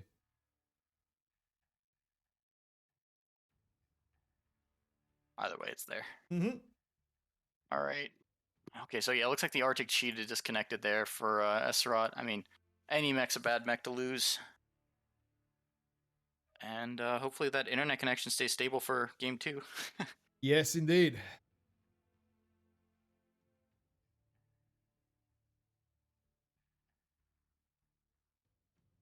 All Hopefully right. they don't take So too long to sort themselves out. yes, Esserot looks like they're just Too long. readying up again, which is good because I mean we're 15 minutes in here with no drops complete. Looks like Wild Ones. Wild Ones also readying up reasonably fast, but their tonnage is shifting, so they're definitely swapping some stuff around. I don't know if they're particularly surprised by what Esra was taking. I mean, They set up for it. I think, to be honest, they look pretty well set up and expecting it. So yeah. Yeah. I mean, it's always hard for these finals because you as a caster, if you were playing in the queue, may have run into one of these teams and know what they're taking, but there's no guarantee these teams crossing time zones have actually played each other. So Oh, that's true, though. Yeah, you know what? Yeah, 228 might not have actually really played these guys. We saw them a fair bit, but yeah, they may not have. Yeah. But I mean, look, it's been around for a very long time. You know what I mean? I've never really seen them I wouldn't say it play was excessive expected range games. or unexpected. Yeah. But yeah, but obviously, you want to hedge your bets. So wonder if 228 is going to take more of a counter strategy deck here. And because some of those mechs, like the Timberwolf, are very low DPS. I mean, 4 LPLs to be sitting in Junkyard is interesting to say the least. And I would think you'd take like an AC2 Rifleman or something. 2 and 2ing it, not too bad. If Yeah, you're going I 3 think and 1, then those ranges though. That's true. Well, why not take like a Rifleman 2C or something? Yeah, well, that's what I'm saying. Spread some tonnage out a little bit, right? So we'll see what they do. 228 not changing anything apart from some lances around, I think, by the look of it, or something. Or maybe it's a random assignment when you drop. Same mix. Yeah, it looks like the mechs are the same. Same mix. Yep. Pretty easy. And obviously nothing changed on the S-Rot side. I love the Victor 9S. Hopefully Carlson and that gets to make me proud. Ultra AC20 on there instead of an AC20. Neato. What does this Rifleman have? I didn't actually see. OBX 20s. Oh, 2BL. Oh, yeah. Oh, yeah. Wow. Yeah, wow, right? Alright, so looks like a similar start from 228 again, even with having an inkling of what Esrot's doing. Yeah, I mean, I'm guessing that 228 came in with the set plan, right? Esrot are going to brawl the Epsi corner. Let's get ready for it. So the Mislinks is going to Kappa very early. I thought he went to support the middle before. He came to Kappa pretty early last time, actually, because I remember him running past Stone Falcon in the Death Strike. Yeah. but he cut in a little Oh, bit early. So and Esrot's actually shuffled up here a little bit. They got a yeah. Fire Sword and Arctic Cheetah coming down. But S-Rod are actually So going hopefully to Thermo Kappa as sees that in well, where time. they didn't last game. They went more to Yep, Thea. and Thermo has spotted that in the mislinks and is Hmm, bailing. It's a bit more of a slightly conservative different. opening from Esrot, which I like a little more.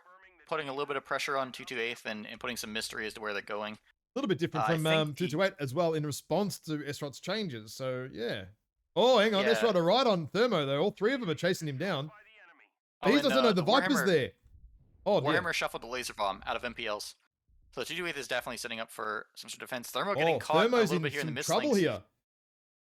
They're sending in the fire service support, but I think at that point you just got to say that mech's just done. It looks Yep. like the rest of 228 is pulling away. They got some overwatch from Jay, but Thermo needs to make it over that ridge if he wants to be safe. Although S-Rod might be about to push into something a little bit where they shouldn't be.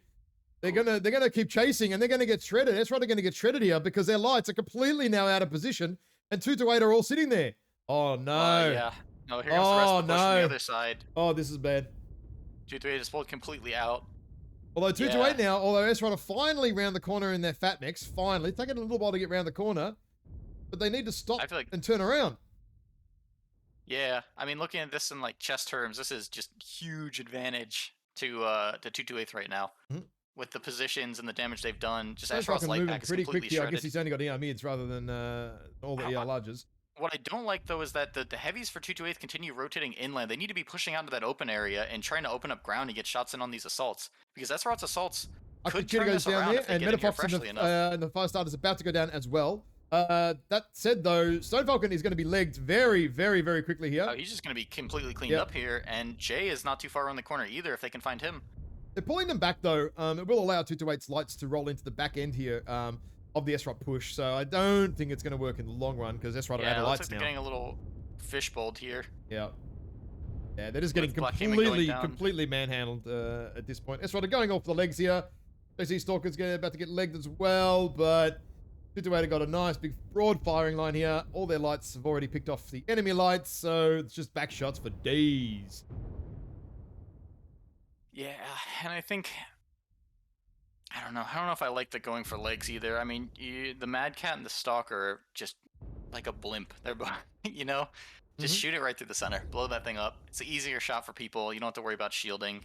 Hey, you're talking It nearly looked like 100 didn't really matter points, too much 100 here. points per leg in total, right? With the skill tree and, Yeah. and all the rest of it. If you're running full leg armor, as most people will in comp, especially against brawl rushes, you can drill them through the Yeah. CT quicker. Yep. So quick Especially 'cause you cleanup can by shield 228 legs. there. I mean, Ooh. forecasted brawl rushes are always one of the roughest things if you have to Look deal at with the the redrop. damage numbers, so wouldn't call it even for surprising. 228 there, really. That's very tight. Yeah. Very tight. That is very clean. I mean, even then, Esrot damage-wise wasn't too bad off. I mean, for a 2 to 8 decision, Hmm. I would have expected to see smaller numbers. And I think again, it's like just shoot, blow the mech up, center torso. But Especially a big yeah, fat I Mad mean, Cat. not too much more to say there than how that went down. Yep. Um, I'll flick over to Esrot map shoved chat up. very quickly while if you want to do some quick drawing Yeah, while I I'll put these try to do guys a quick around. draw. Yeah. So Esrot ended up going with a two-prong push like so. The lights Just overextended. That's practically, what this happened. is They what just happened. got Yes, too no zeroed in on the question. cookies. Yeah, and 228 was just kind of chilling in their box right here.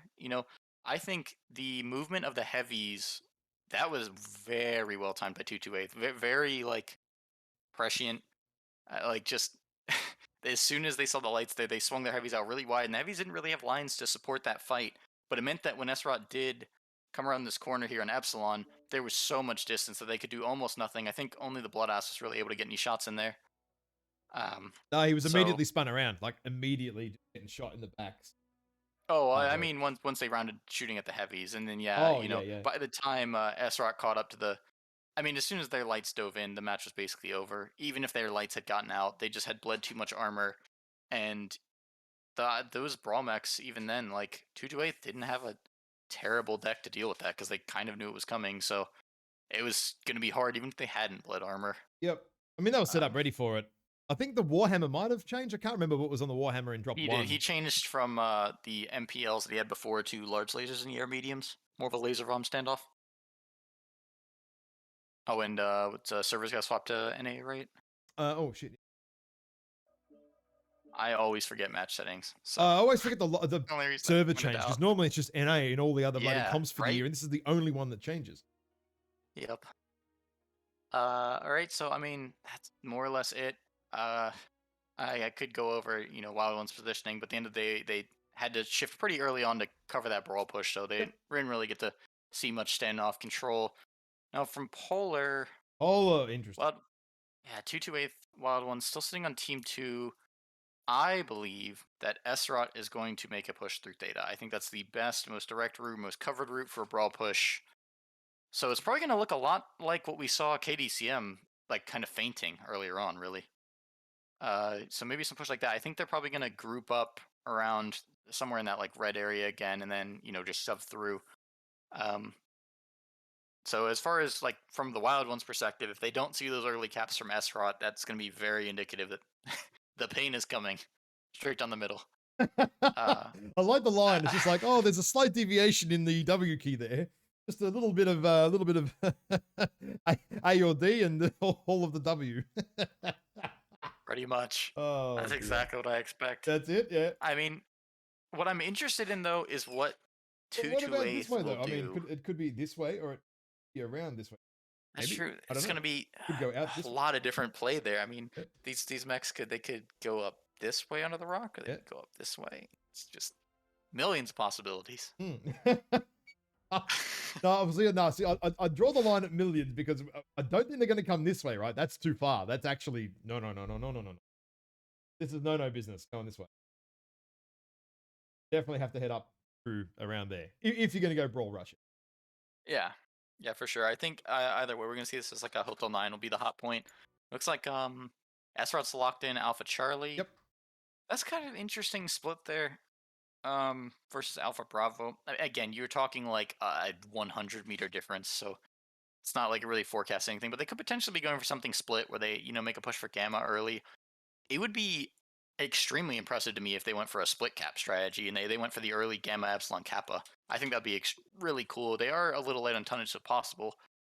But realistically, I think what I said the first time is what's going to happen. And they're going to go in the middle.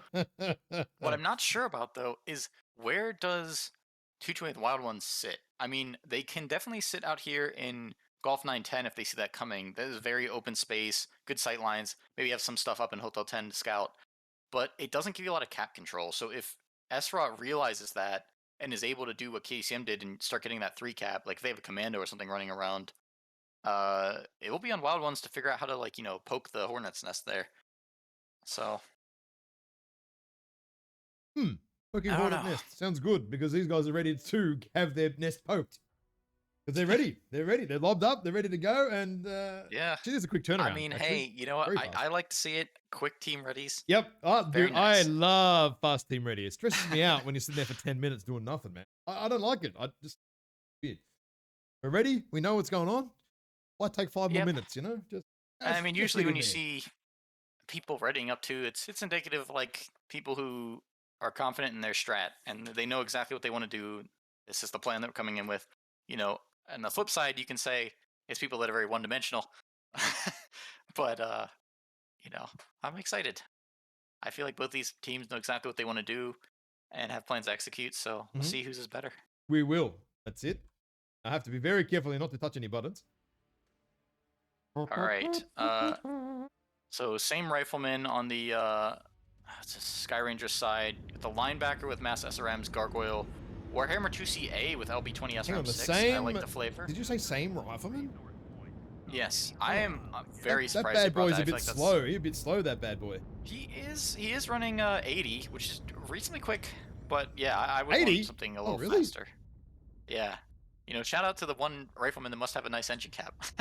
So it looks like to me that Tutuade are bringing an identical deck to last match. I don't Yeah, really think I need to change. no, both No, teams. See, is the identical. Warhammer Yeah, still laser same vomit? shit. Yes, it is.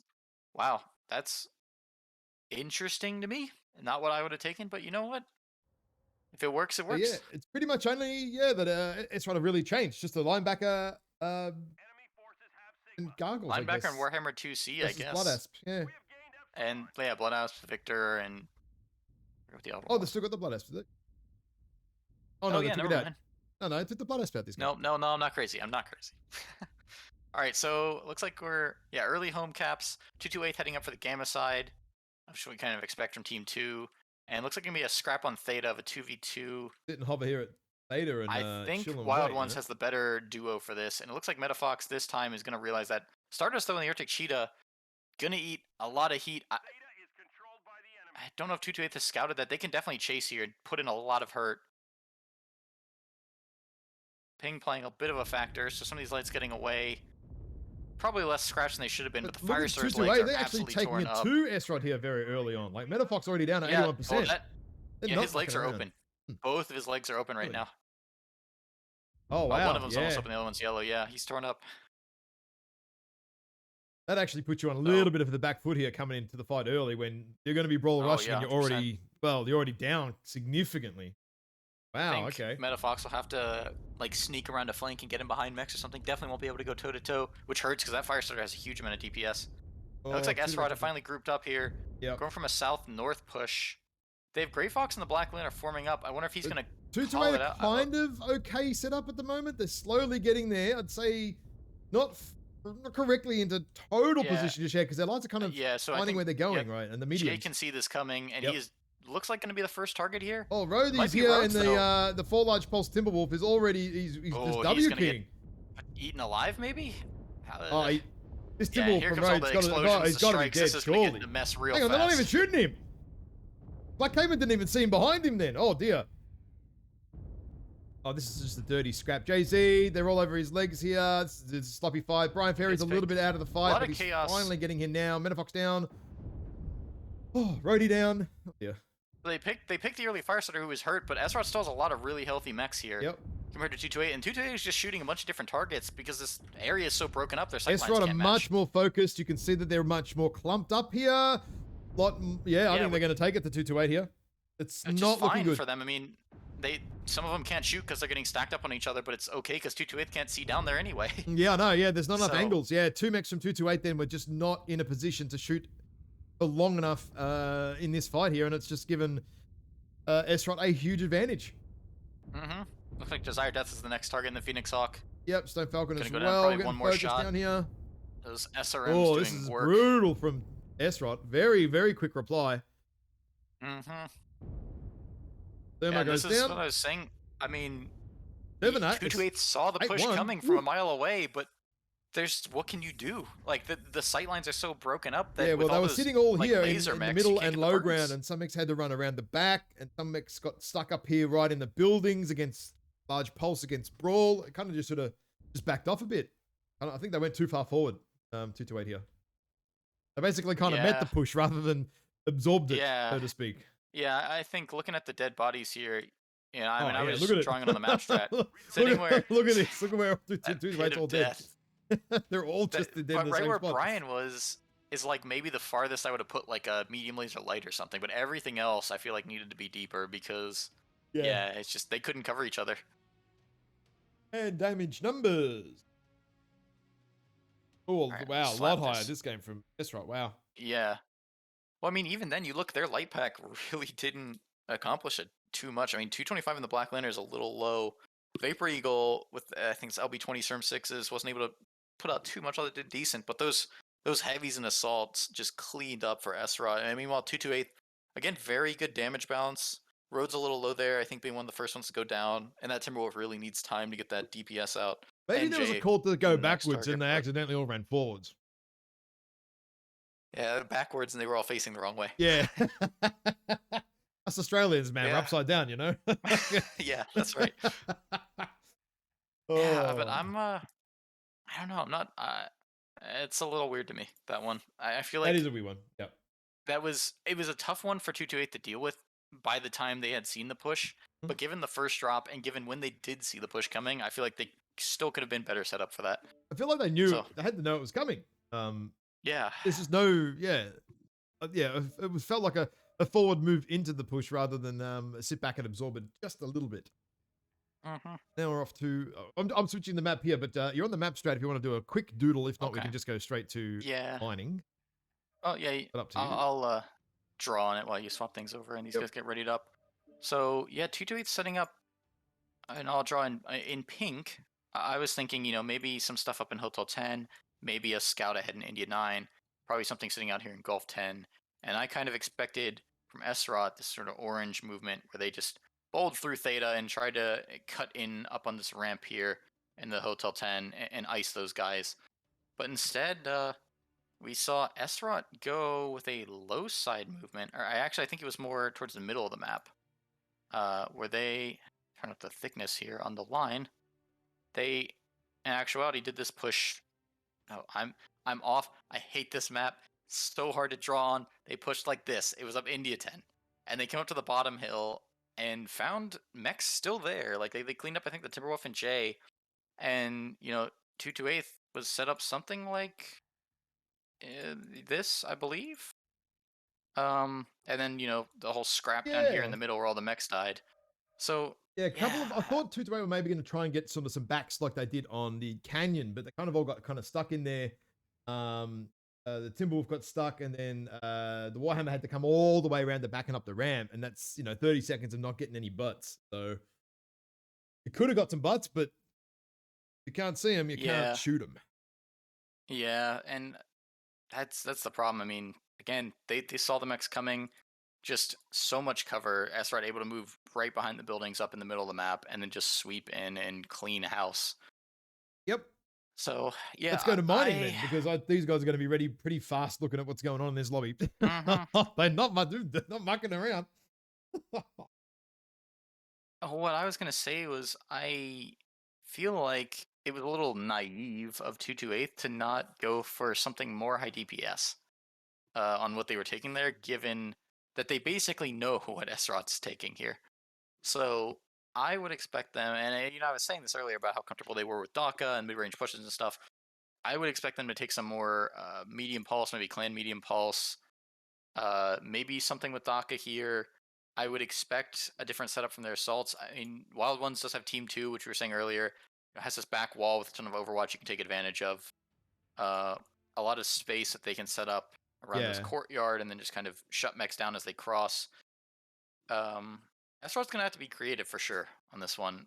I mean, unless they manage to push down a flank and get an unsuspecting pick on 228th, I don't think they're gonna be able to take cap control from Team One.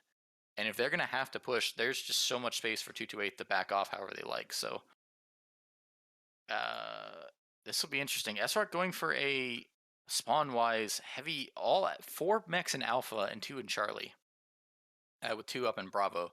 So to me, that looks like Lights going up here to Kappa and coming in behind while we have a huge push down here in the bottom of the map Hmm. from Esrot. So might work, but I think you're gonna see 228 just run across the map, Well, and maybe it'll go to caps the old EF a line little bit. push is But always tough, right? It's not yeah, it ain't easy to do, right? It very rarely goes well. Very rarely goes well from that side. Only because of just you have to get up here, right? This is the problem. Or you go down the ramps and around, but by that point, if 2 to 8 are even in this department, they're already over here. Right? They're already gone. They're long gone. They are yep, long gone by the time that push gets there.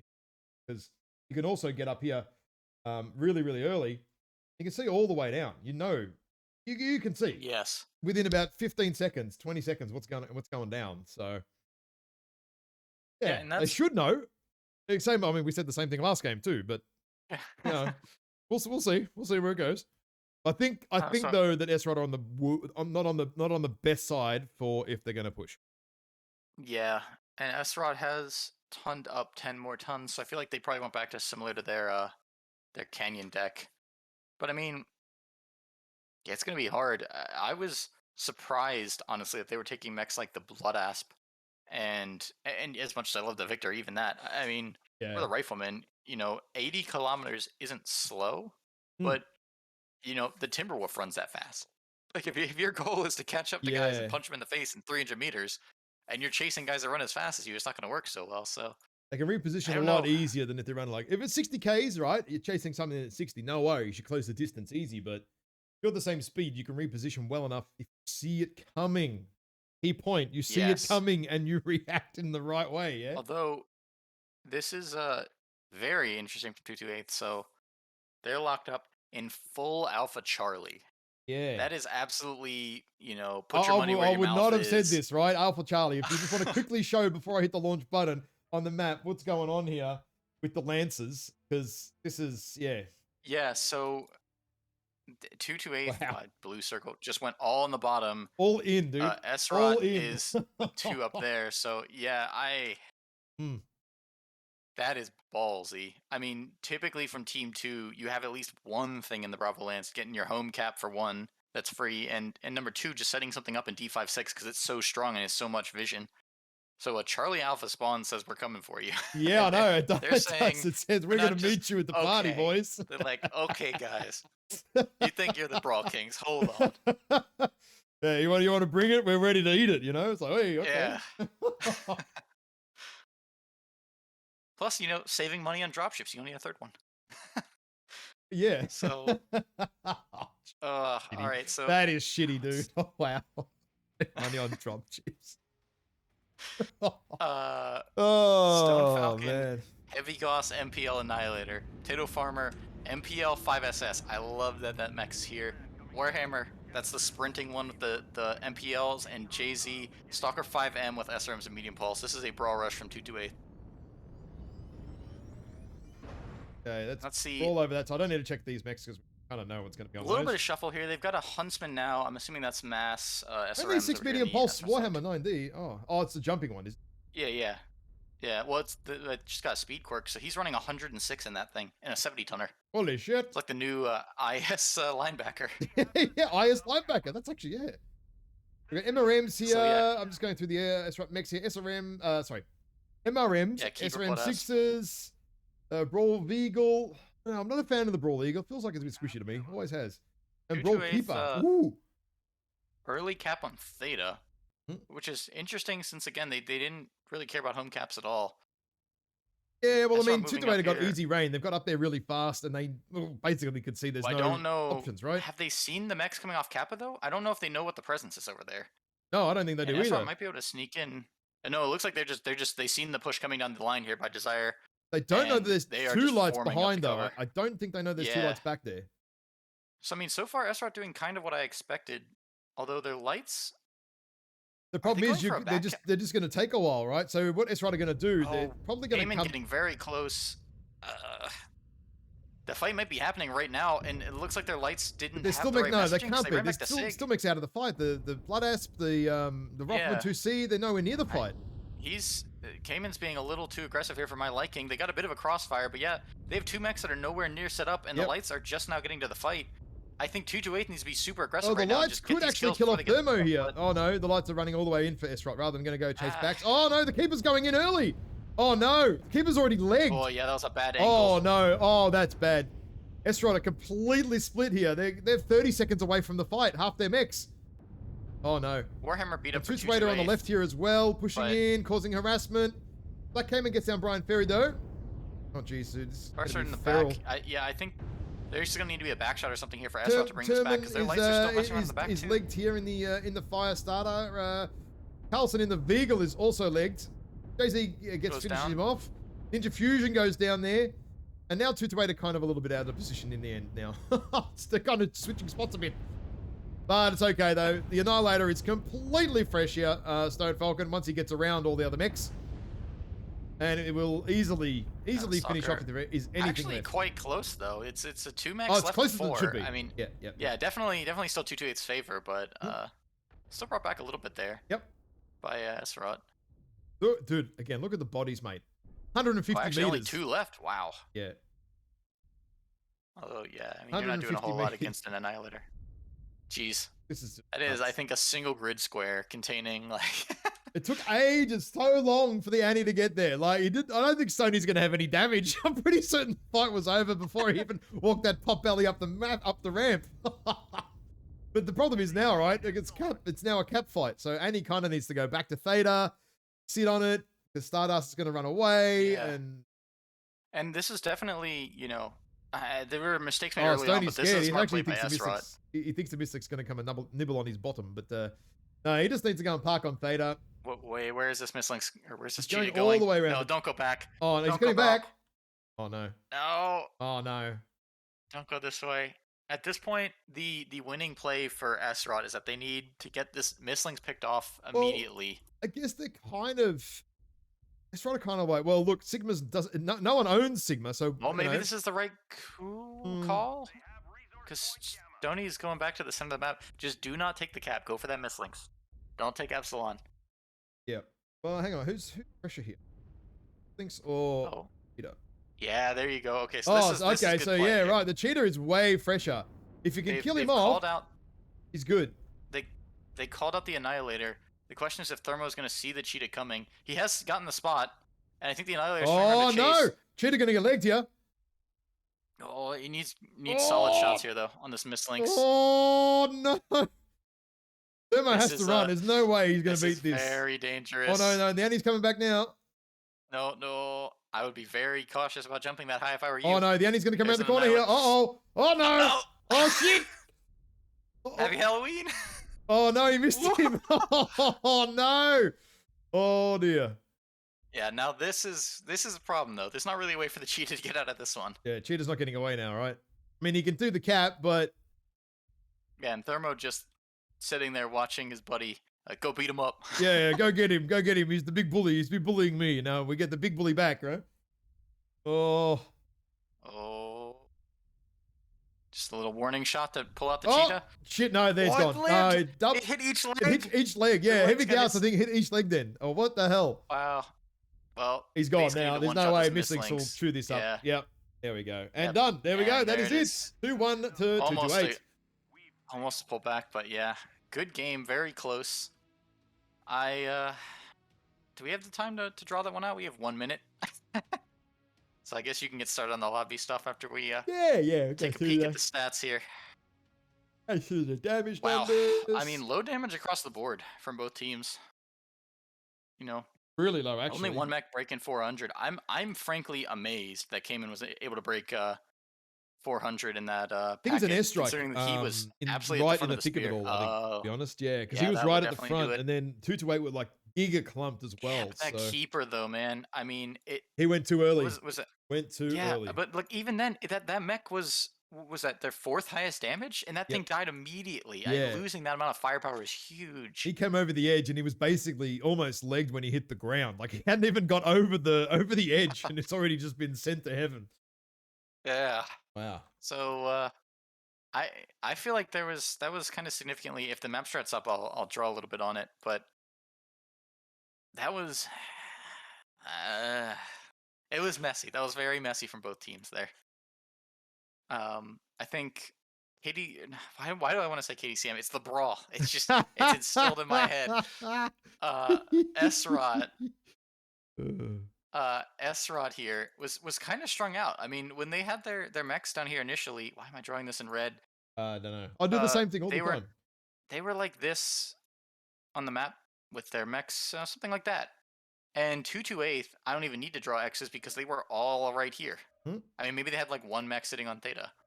And, you know, at this point, they absolutely could have just taken the initiative. They had the fast Warhammer and stuff and come around the corner and just clapped those three mechs. I mean, like, maybe, you know, start sending a couple lights here, like a screen. Yeah. And then as soon as those lights get around the back, boom, you just come in, you destroy them. Because nothing had sightlines from Esrod. Even the mechs up there, I'm not sure would be able to aim down enough if you just hug the wall.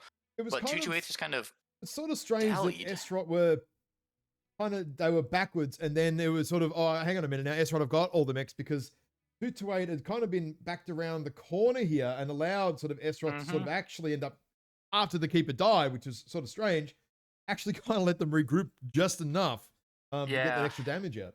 Interesting.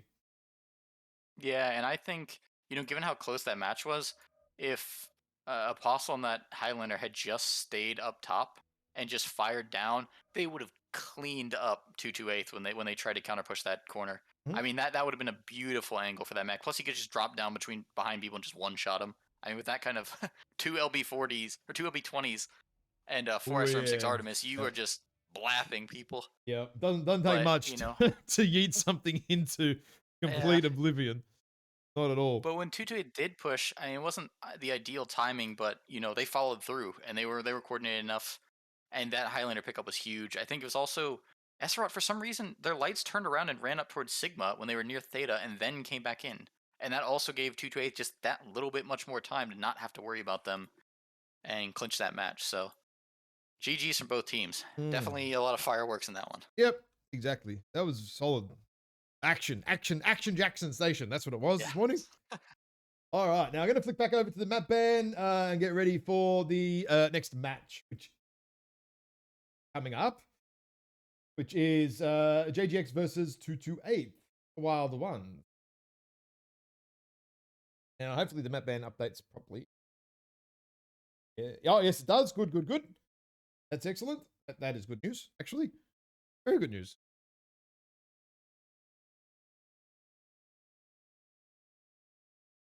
All right. So we got Kraz in here. Oh yeah, I need to click onto the new band link so I can actually see what the status is here. So Yes, yeah. So it'll probably take a minute or two, and then we'll get into it. I would think once the bands start up. yep. So now we got Wild Ones against JGX. Yep. I do not think that 228 Wild Ones are going to try and play the sort of arranged game they did on Canyon, not against JGX. I don't think we're going to see any brawl rushing. Mm. Ugh. Cracked on my yeah, I don't know.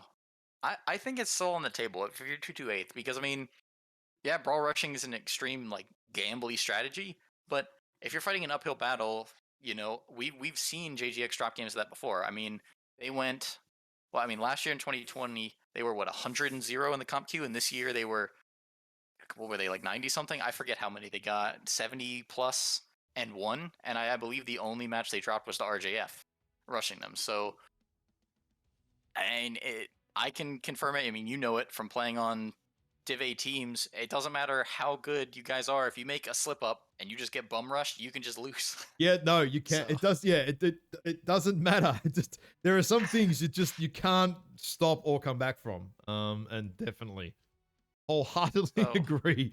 Something like that can happen. Then you're like, then what? wow. Okay, so this is interesting though. JGX has gone for a polar ban right off the bat, and Wild One's wasting no time to just take HVG out of that pool. JGX picking Canyon, Wild Hmm? One's taking Tourmaline, and then mining's gonna be the cider. This is almost completely backwards from what I would have predicted, honestly. I'm surprised that JGX are going for Canyon and Wild Ones are going for Tourmaline, Mm. considering that I would think those would favor the strategies of the other The guys, but opposites, yeah. people wasting no time here in the picks. So Wild Ones is going to be Team 2 on Canyon, so that's Yep. top side. Mm. JGX thinking a little bit on Tourmaline, Same team on opting JGX. for Team 1. Okay, that's more what I expect. And we'll see who gets the pick for mining. So that's going to be Complete random. opposite of last Looks like time. All team one. I don't have to do anything again. Yay! yeah, went to Wild Ones and they picked Team 2 again. That makes my life easy. So more standard picks of what I expect there as far as which sides have the advantage on these maps Yep. that I would say canonically have the advantage. Taking a look here at Canyon again. Wild Ones be coming from Team 2. I mean, that's exactly what they played before. They might just stick with the same thing they do. I expect from JGX to see some sort of, mech back in the Echo 5 hill, something pushed up on that Epsilon Ridge, something in the old radio tower, and then probably some sort of four-man light pack rushing on the left side. I think maybe they'll stack their last mech over here in the Epsilon Ridge line. But I mean, JGX's wheelhouse has been over the past few years to have their sort of slow moving pack of assaults with maybe like a Vapor Eagle or something, Pop Tart, and then a four-man wolf pack that just stays together and absolutely wreaks havoc. Um, that is what they are good at. I imagine that's the way they're going to stick with here, where you're going to see two like units of their team, and the light pack is going to push up and be aggressive. And when they start forcing Wild Ones into a corner, then the assaults are going to move up and apply pressure, and you're going to get this really brutal fork. Sorry, I From had not Choo flicked Choo. over to the map shot. I was reading, just catching up on Oh, the tickets. it's I was reading I the wasn't tickets, drawing just very catching much. up You on didn't all the miss comp anything. tickets for today. Whoopsie. Nah, I mean, I was really just describing it. Basically the We're blue good that now, I though. We're drawn good. here We're is where good. I think We're JGX is rough gonna. running. I think that we're gonna initialize. So, I mean, the way that you deal with that wolf pack on this map, in my mind, is that you either say number one, we're just going to invest enough firepower to crush your Wolfpack on Kappa. That means you cannot fork us. You can try to push up Epsilon if you want with your assaults, but you cannot get that pincer that is so deadly on this map. Mm-hmm. The other option is that they can see, oh, hey, JGX has pushed out here with their lights. They're overextending, and then use that opportunity to be aggressive on the assaults, or even just initially make that aggression on the Epsilon side if they think they can call out mechs over there. JGX going to Theta. I'll tell you right now. That's exactly where Yeah. Oh, for sure. that's where they're headed. They're not going anywhere other than Theta. Maybe something to Kappa, but it'll be Theta. Yeah. So I tend to agree. I mean, it's crucial for them, right? With the strategy that I just laid out, they need that 3 cap, Yeah. more or less, and I think it's going to be Kappa's a something like weird that. place now. Like it's I wouldn't say it's no man's land, but it's a bit It odd. kind of is. It kind of is, but EPSI at the same time. I mean, EPSI's It's just too like easy to deny from both what's sides that place too. called? The Wilderness in RuneScape, dude. You just can't trust anybody over there. Like, as soon as you go over there, you have no idea what's about to jump you. Well, yeah, I mean, EPSI, sometimes you can. I've seen a few teams actually over the years sneak EPSI. And that like while the battle's going on, just little secret operative, just ducks onto EPSI, and that actually can cause some problems too. Mid game with some cap counting, but Mhm. again, you don't see EPSI Yeah. too early in the match, so Yeah, I mean, I think even if one of these teams, and this is the interesting thing about Canyon, is you so rarely see it go to a cap game because it's so small. Like even if both teams take a cap control standoff position, there's gonna be a lot of fighting over Theta, but you're just dealing so much damage because the range is short that eventually some team's gonna say, "Hey, the other team is like beat to crap. Let's go get him." mm. So I don't know. I'm interested to see how this goes. These teams have obviously skirmished in the past, and being, I would say, some of the kings of the OC region. They're no strangers to each other. So I think in this case, you're definitely going to see more inclination of what the other team's going to bring. I don't think there's going to be any of this like mech out of position because they got surprised, you know, versus There's not Polar, going to which be just a seemed a little weird. yeah. I don't think we're going to see an odd polar game where people are going to be like, "Oh, hang on a minute," especially with the more rangy sort of play, right? Like Yeah. just about keeping track of where and who and what, and more than anything else. So So hurry up, 1 minute.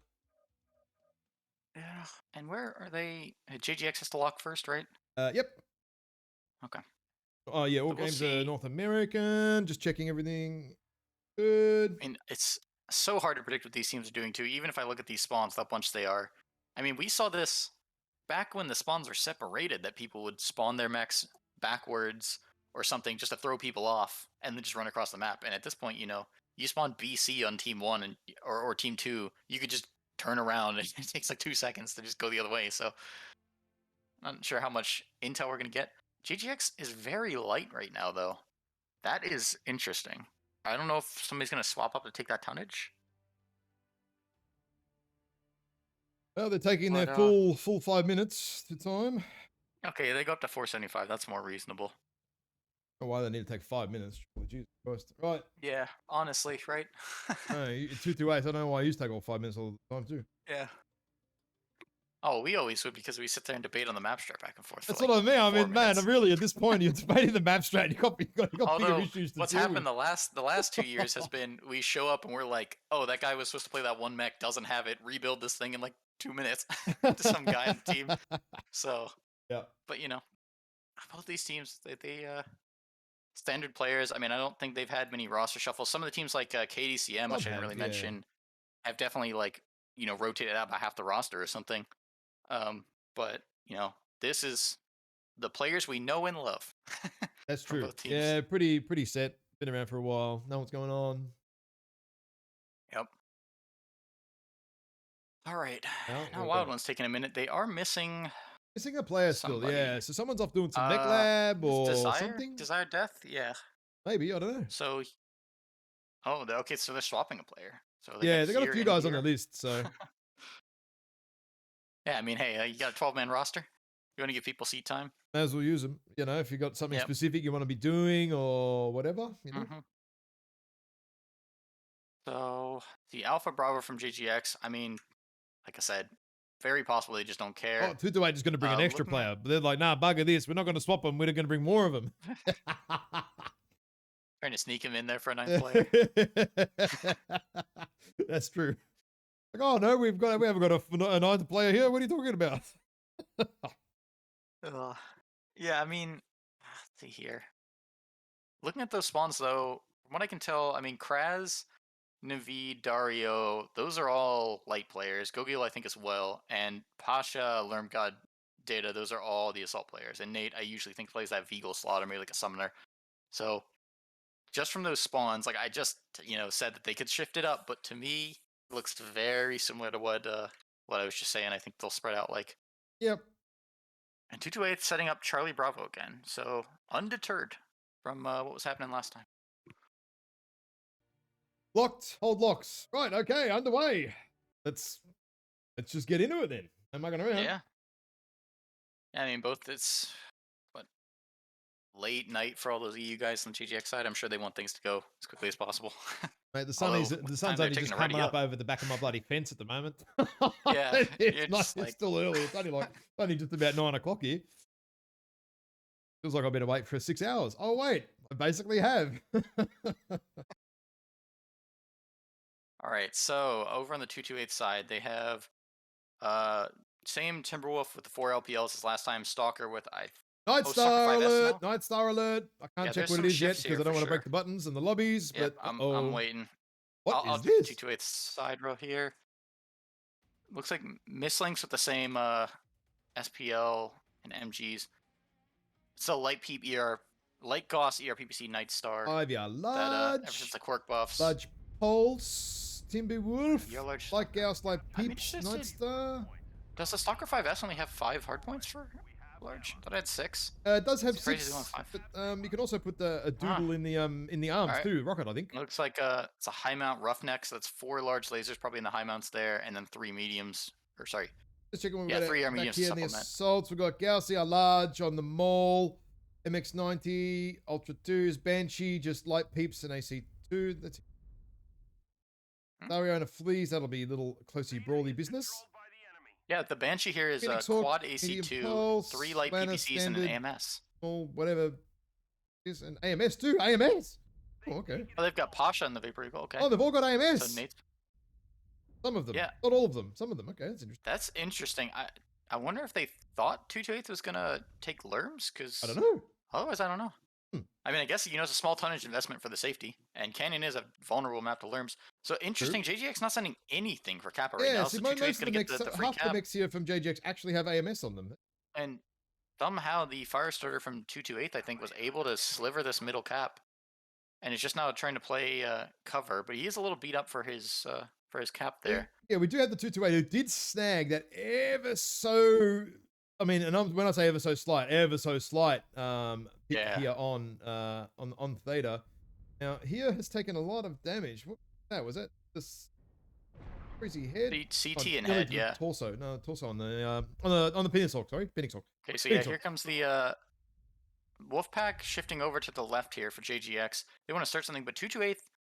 If they roll this right, they might be able to get a pick here. If they get Gogil here, if they dive on Gogil, they could definitely get a kill here. Oh, this is really dangerous for JGX.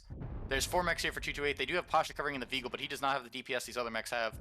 This is just going to come down to a clean light fight, and that's going to basically decide the game. Back on here, they're really open. Like, didn't quite finish. A little bit, actually a bit of a range thing there. What's causing it? But 228 with 4 mechs, they don't want to dive here though. They do not want to go in too far because it's going to be problems, right? Careful. Oh, they finally got the leg on Gogil. Terminator going to finish him up. Gogil dead, down. They're chasing down the vid. They're chasing the vid here very quickly. JGX has rotated. I think they just need to bail at this point. They need to stop really open on the legs here in the vid. Oh. They need to leave. 228 needs to run. Yeah, 228. Terminator getting pegged there by Data in the end. Again, overextending. They're just 228 seeing red. The rest of 228's heavies and assaults are pushing up on this other side, though. They've got Dario pinned here in the corner, and JGX is not watching this corner. Data just got halved immediately. Just completely unaware of 228 coming around the back there. It doesn't look like Dario noticed it or something. Kraz finishes off Thermo. Drax kills here over here. Oh dear, this is a scrappy fight. Data getting just instantly halved though, and CT'd, completely taken out there. Yeah, but oh, this is This is very Well, scrappy. Stony needs to get across the map, and then Night Gear. And Drax is just trying to live at the moment here. And they're taking a lot of time to kill Drax, actually. Three mechs are They taking managed a to pick Jay. considerable amount of time to do this. So this is Although, what 3 left for 228 at the moment. I got Dario left here in the flea. Rhodey's open on the CT, which is a little bit of a problem. That's not what you want. Stone Falcon's still a while away. Oh dear. It It's looks just like it's gonna Stoney end up swinging and Brian Ferry to left here. JJX's favor.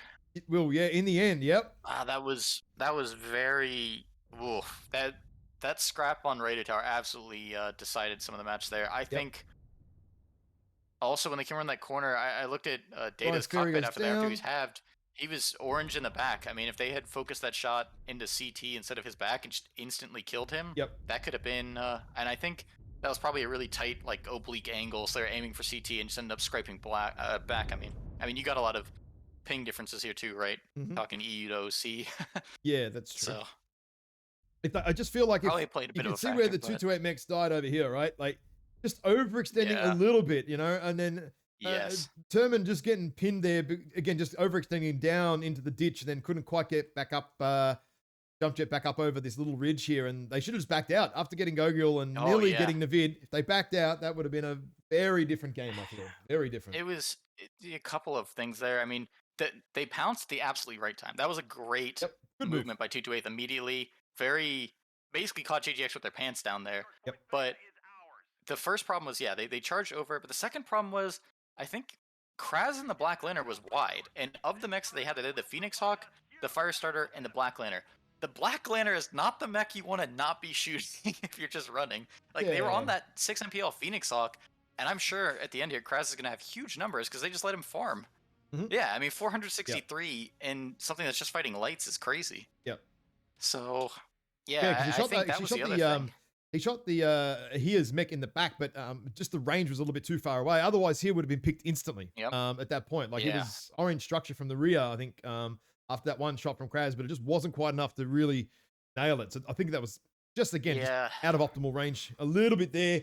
Otherwise, that would have been real bad for 228, like even worse at that point. But And uh, I think they the just mech managed to choice pull it is back. also causing some problems here. You look at Pasha, Lermgod, Nate, even Data with 353, all did like tons of damage Yep. there. And then you look at some of the traders in 228, not able to put out much. Like Jay only 270 in the Stalker, 240 in the Although Timberwolf with the to be fair, LPLs. they did take out Data instantly. Like it was very, Yes. I mean, the Yeah. torso and then straight through the CT. I mean, not much damage to go Mhm. around if you're that accurate, But sort of thing. I So, think the problem is just, they when their assaults pushed up, yeah, they picked Data, that was great. But then you just saw them all fall over very quickly. mm, Like Jay got picked off in the back. They were able to take out Rhodes pretty quickly in the Timby.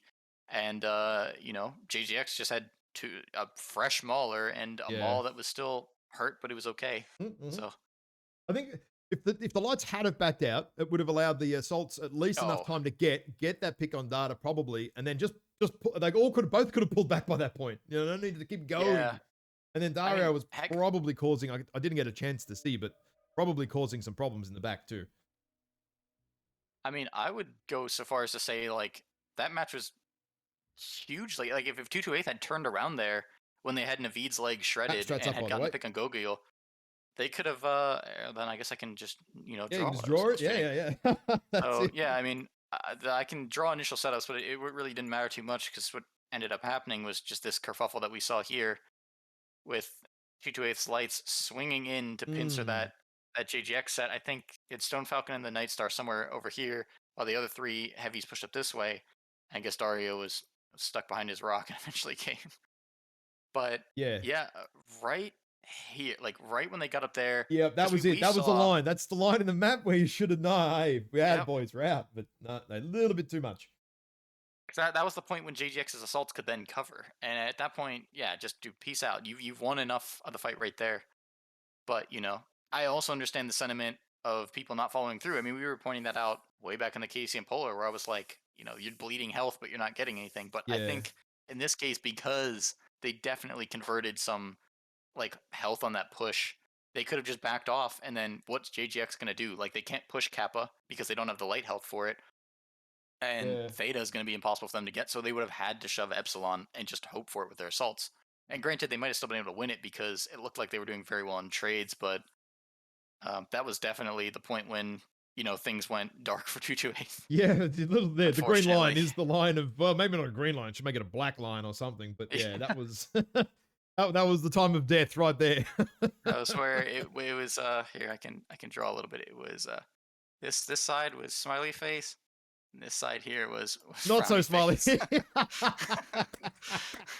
That is, yeah, that Yeah. basically it. Yeah, So you go too far, not happy.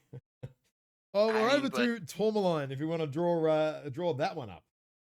yeah, man, This but should be pretty that easy. was a exciting matchup considering you got JGX coming in here being the hard favorites. That was definitely winnable Yep, for Wild Ones there in the middle. yep, I think so. So we'll see if Yep. they can convert something here. Because again, that map turned around on a cap flank, and like I was saying earlier, that's gonna be where it gets turned around for Tourmaline. So we got what GGX and Team One again. Yep. This I feel like is gonna be a lot more of an uphill battle for 228 though, because on Tourmaline you cannot get away from having to trade, and we know that's where JGX is at their most dangerous. So I'm expecting Yeah, you're gonna have a couple almost of turrets undoubtedly just sitting there, stuff just sitting up pivoting there in in the Echo Echo 4. 4. Yeah, just Excessively thick line. Hold on. Up there. I would also expect to see either something sitting by the Golf 4 star or Crystal, or maybe moving up to Delta 5 stage. I don't know why I said Golf. I feel like Delta Um, 5 isn't too bad. Delta 4, Delta 5, it depends on what you're doing and how what your enemies are sort of doing. yeah, You know, I've seen other guys doing that. Two other teams sort of. D5 isn't. I mean, generally not the best place, but just now with the difference in spawns, it's actually not the worst either. yeah. I guess I should probably bring this more up to a circle. I think we're gonna see that Somewhere in there, initial yeah. movement like that, Somewhere, yeah. but then that mech's gonna say once theta's clear, they're either gonna go that way or they're gonna come up here. Yep. Yeah, either come So left or something like right. that. And you can traverse I that don't. little crevice in Echo 4 pretty safely too. It's actually quite low. You don't really get hit from it. Yeah. Oh yeah. So, and especially with the spawn shifted, you probably won't have to worry about flank shots when you're moving up to Echo 4 as much. So those crystals will guard you from stuff coming from like the Golf 6, Fox 6 Yep. direction. But what I don't know is how 228 will answer that aggression. I mean, we've talked about this a bit even in our own strat. Wow. 228 taking the initiative to just ready up straight away in Alpha Bravo. What I was going to say was we saw what was this in the KDCM 5JD match where 5JD was able to get Theta, and I think from Team 2 that is not something you can rely on. I think JGX is definitely going to send a heavy pack here and ensure that they get that Theta cap because they know it's so crucial to their strategy, and they're going to take Epsilon, and then the question becomes which one of these side Yeah, points they take. which side is it? Do you get a lucky business or not lucky business? And we'll find out pretty And quickly because they're ready to go. So that's good. I see whoever that was saying alarms go whoosh in the chat. I wouldn't be that surprised if the reason JGX took AMS again, I haven't been playing against Wild Ones in the queue. I wonder if they were taking LRMs on some of their drops, and JGX had played against them enough because of their time zone overlap Perhaps, to yeah, maybe. expect that it was a Yeah, mate, anything is possible because they definitely would have overlapped those two. I would think, some points. Or It maybe, looks oh like yeah, 228 Wild Ones here are more than content to stick with like the same old decks. They've got the same Firestarter with SPLs, the same Mistlinks with SPL MG, same old Phoenix Hawk with I think SPLs as well, and Black Lantern. And their heavy end is let me see if this Warhammer's changed at all. Okay, so Laser Bomb Warhammer with largest and ER I'm mediums. not touching anything yet. Largest Worst map. largest ER mediums on the oh no, that's wrong. LPLs in the Timby, again with the ECM. And then you got the Death Strike with I believe Gauss, Laser Vom, and the Stalker of Yeah, JZ. they're going pretty much straight to Theta Okay, for JGX, as you'd expect. yeah, Black Lantern. I want to say it's SPL Firestarter. The like, yeah, it's SPLs, Now, Phoenix peeps. Hawk, Oh, ooh. SPLs, Hunchback 2CA with mass SPLs and 2 ERPPCs. Yep. Okay. Stalker for JGX is 6 ER Let's large with go 2 more AMS. mid-rangey here, 228. Okay. Yeah, and a Warhawk for JGX and a Banshee. So the 3 fight is on again. at Theta. Just the denial versus whatever. It's 2 versus 4, and it's almost 4 versus 4 here. It's just a we're all gonna play the let's deny Theta game. Here eating a ton of damage there. Pretty much. That's all it is here.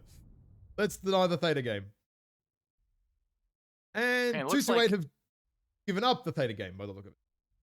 yeah. I mean, they have to, right? It's Yeah. just too much coverage from JGX. Yep. Yeah, you just get too much cover from that D5 where But Dargor is and this stuff like is that. There's just too much cover there. I was just going to comment on what you noted. This mid-rangey push from 228. I'm thinking it looks like Naveed is doing everything he can to scout him out and has seen it. I think they are trying to push up this, what's Oh, called and if they CSJ get hill over where here Data's standing before right now. Lermgod actually crosses over, Lermgod is just going to get Ooh, completely picked yeah, here. And Data too, for that he's matter. sprinting. He is sprinting in that Warhawk. Oh. But he might get picked. And They're going to JGX see is him not straight really away. in a They're going to see him position to straight dive away with and the be like, lights. right, Warhawk on. Oof. Jay immediately eating damage. JGX does have covering fire. I am not a huge Yeah, fan there of we go. That's it. Warhawk legged already here. straight away. They need to turn right And and turn clean it. up Yeah, these they lights are. Oh wow, immediately. this is gonna be a scrappy fight here. So 228 actually rotating a little bit there. JZ kind of rotating out, not too bad. Too JZ early and picks for Turney get 228. down Lerm and Bearclaw there. Grolsch finishes I off think- Drax. Oh dear. Oh, they are prioritizing the Black Lantern this time. Yep. I like that a lot Yep, better. Kraz Jay goes is going to down. go down almost instantly here. Very aggressive from 228 That's here. an override kill. Here's going to go down. Gets a kill. Navid gets a kill. Oh, this is a scrappy Yeah, they need match. to start Oh, sidelining God. from those Dargo assaults. goes down. Brody's getting pinned from everywhere. Oof, But the thing it's is, 4-on-4, all of they just need to focus on Navid here and Dario for 228 because the JGX assaults are not going to be able to get in position quick enough to actually help. They're going to get caught out here. Data's able to get around this corner, but yeah, Grolsch is completely useless right now to his team. Yep, Data's useless as well. Granted, that Commando have to do is something. freaking invulnerable, but 228 have Stoney's to be backing out fast. into the If way they of waste Data, though. time, they're in trouble. Oh no, Navid's been legged. And now Thermo basically runs away. Eating damage from Data. Or are they not? Oh no, they're not going to. They're actually gonna I think keep they want fighting. to seal the deal here, Yeah, but this right. is a rough 3v3. I don't know if they can. I Big think CT on they the needed Banshee. to pull away here. Who are they going to finish off? They're going to finish off Grolsch or they're going to they finish look off like Data. They're not sure. Yeah, Oh no, there's definitely. 2-to-8 confusion here. Data. It doesn't look like they're very accurate in the comms. Oh, Data's one touch. Yeah, gets he needs to go finished. down. Data goes down to Brian. Now it's Commando versus. Hang on, no, Grolsch is legged. Oh, Oh no, Grolsch goes down. too. It's just Commando left. Oh, Oh wow. and Oh wow, I'm just gonna hit the Commando carpets leg. here. Oh, Brian Commando's is one leg. touch. 2-to-8 are going to take it. Yeah, 2-to-8. wow. An aggressive push on Tourmaline. Pull off the Wow. match against JGX. Wow. That is a round of applause for me. The other incredible thing here, which is unfortunate for JGX, Brian Ferry's head in the Warhammer cherry. Oh And really? he's orange One CT. That was absolutely a could have had a kill one. moment Yeah. on him. Wow. One One Derek of scrape. damage. No. I mean, 2-8 got away with it, but that mislinks his open orange leg. That Warhammer, like I said, Now I'm just having a look at looking worse for the wear, and Firestarter is nearly crushed. Wow. It's actually, you know what? Because Jay-Z came around that corner first, right? He did very well to rotate out, and the rest of the team actually turn in. So Jay-Z sort of went off to the left here, and the rest of the team turned in, and Jay-Z actually kind of got out of range of, I think, Grolsch and maybe Data, I'm not sure, and managed to live just long enough that it might have made the difference there. Oh my God. Wow. Yeah, and look at those numbers. I mean, Lots of damage, but Data just farming in the Banshee. I mean, he was just standing out in the open, absolutely being unopposed. He had the best position, I think, of all the JGX Yeah, assault, yep. just being right at the pivot point there and was able to keep shooting the entire time. But other than that, I mean, Grolsch getting some damage out there, Dario and the Death Knell doing a lot, and Naveed being alive. yeah. But the rest of the next cleaned up, but even 2-8 wasn't that much damage. Very good, low, like, actually. I focus mean, fire and just especially when you picking consider things that off. Draxon here got taken out very, very quickly. Oh, Like, yeah. just taken out. Yeah. So, Wow. I mean, But just, that was the game. Map strat that one up. And I'm going to get Yeah. the lobby ready. That was woof. yeah. Oh, man. As soon as I saw Wormgod coming over, I'm thinking, oh no, they're coming for him. Yeah, he almost made it. Almost, He yeah, almost made it. Needed another 20 seconds, 15, 20 seconds, I reckon, to really get away even from 5 seconds, he could have been just over the hill, and it would have been way more painful for 2-8. But it. True. yeah, okay, so JGX yeah. opting 3 assaults up here in Echo 4, and then a 4-man pack. Is it a 5-man pack? 5. I think it was 5. I think it was 5, I think yeah. it was 5, yeah.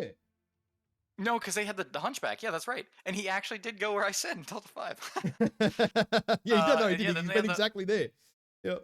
For the 4-man balling up on Theta, and meanwhile 2-8's 4-man sitting out here definitely lost the initial trades, but is really I would say creative push up here with the heavies to, I guess, just be really aggressive on Echo 4, which is it's a good call out play. I mean, you can get in range by doing that and staying more or less unscouted. Granted, Naveed had a sight on them. I want to say around here. Jay got a shot on him, and Naveed knew the push was coming. Yeah, Navid was on the And run. He knew that you could see he sort of turned for around and ran, reasons and yeah, unbeknownst to me, Lermgod decided he was just gonna run a marathon in the middle of the match and go jogging across Fox 4. And I guess that's because JGX saw the push coming, and I think what their plan was to get this sort of concave on that, and 228 was going to show up here, and they nearly got it. I mean, 228 was able to push around that corner just in time and get in here and ice Flame God. uh, Yep. Lermgod and the Warhawk, Yeah, you could and tell then they they were were able to gonna immediately Lermgod focus just, you on know, you're Kraz already here. on, keep going. We should be able to get a concave here, but I still think it was a good 10 seconds away at least. Hmm. Because you had to get Grolsch a little bit further up too, and he was nowhere near. I mean, he was getting shots, but not a, you know, again, Data was in the prime spot in that Echo 4 Yeah, on the I think right that side that here. He was they're in the right spot, but Grolsch had, it took a little while to get around, you know, just to get that angle and shit. and I wonder with how fast he went down too, considering he wasn't shot at too much. If he was running lower leg armor, or if maybe the heavies and assaults were picking on him while they closed in. But yeah, I Not feel sure. like for Lermgod, once they saw that coming, there's with that little rock out here in Fox 4, I think, somewhere around that orange, where we saw some of the mechs scrapping at the end. I think that was his best bet. Just hole up behind that, try to cover your legs a little bit. Yeah. Um, but it Because was Jay bloody actually back and came over forth. here, right? Ate like 30-40% and kept going.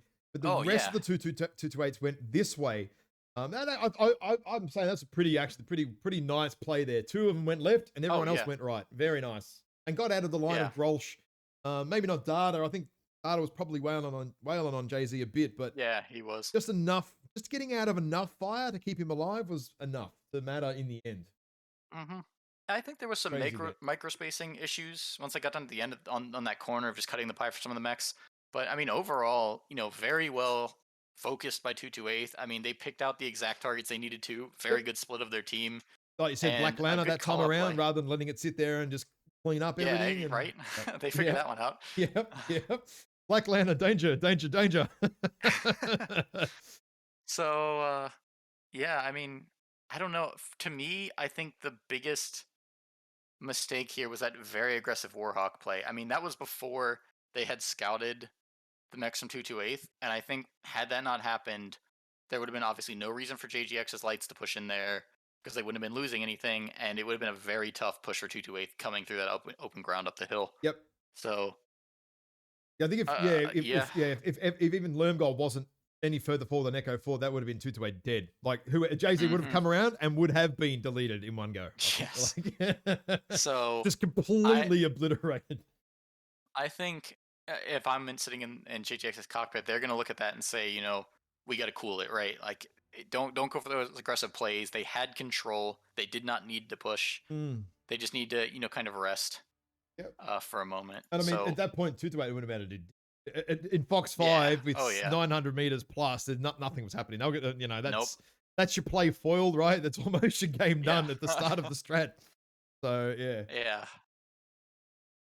And I wonder if I even saw that stalker for JGX still investing in two AMS. That's heat Hmm. sinks you're missing. That's armor you're missing. That's something that you're dropping You're there. giving up something I for that. don't Yeah. know if they're going to keep going with that, given that 228 hasn't brought a single missile to either of those rounds. But maybe we'll see the bamboozle here on mining, and they'll suddenly just table flip, No, call now we're gonna out. see all Lerm deck, right? Yeah, No AMS, all of the Lerms, right? yep. So that would be hilarious. But no, I think they have been so adamant on running the same like 8 mechs that probably not going to be seeing too much of a shuffle from 228 here. Now, I don't think, or at least I'm not sure, that they're going to be taking what they took against Esterat. I feel like that's a very gambly deck, considering how close that match was. Yeah, I wouldn't be doing it again if I was 228. I'd be thinking, hey, look, that was a little bit too close for comfort. We might want to revisit this one.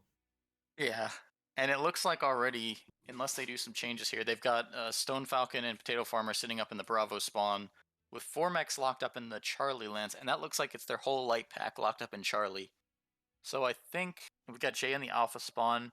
I think we're going to see an early light rush to take the Theta cap, Is And then you're map going to strat updated? see. No. Oh, sorry, I'm just looking in the game. Oh no, map I strat, should mate. I Come should on, what be. else? Thinking, hang on, Yeah, where are the sorry. arrows? I'm sloppy. I wasn't drawing. This is just me. So they Oh got my 4 god, here. dude. I'm guessing there's gonna be 2. Wait, 2 to 8 missing. Okay, sorry, they have 2 in Bravo. I'm thinking it's gonna be 2 in the bottom spawn. JGX is locked in with Yep. looks like 3 Alpha, 3 Bravo, 2 Charlie. So this is a interesting split from JGX. I mean, looking at the pilots that are sitting in Alpha, that's a mixture of guys. I think you're probably seeing some of these mechs that are going to hop up onto the buildings, and then something going Gamma, and same thing from the top. Pretty standard setup. From 2 to 8th, I think this whole 4-pack is lights coming for Theta. You're going to see something grabbing. Okay, they stick the other mech. So 3 in Bravo. Okay, that's interesting though. So Yeah, that actually, means it is. there's only one down there in the bottom spawn. So you're gonna get Sigma, sure, but you don't have really anything getting Epsilon here from Alpha Spawn for 228. So Well, we'll find out how they're uh, about to play it because they're ready to yeah, go, and well, let's do it. yeah, we'll see what happens. We shall see what happens, man. That's gotta be my coined After that phrase. last game, who knows, man? Bloody. Yeah, that was wild. I was completely not expecting that strategy from 228, and I was even more surprised that they were able to execute it so effectively. Very It's a nice. one hit wonder, right? It either works or it just does not work. That's what There we're is saying. no. I don't think there's a. I feel like there's no middle ground on that strat at all. There's just nothing. Like get This one isn't or the other. okay. So 228 swapping up their mechs a little bit here. I'll check those once we're in. I see an Executioner and a Night Gear, which are new additions to their side. Gonna wait for everyone to rock in, and then I can have a bit of a So Road's looky still in the loo, you same know. LPL Timberwolf. I was thinking Thunder. Gauss ER large Night Gear. That's the one with the set of 8 on the Night Gear C. 4 ER large Gauss. Kind of Potato Farmer. Stony in the same Laser Vom Gauss Death Strike, and then the Executioner for J is Triple Peep SPLs. Triple peep SPLs. Oh yep.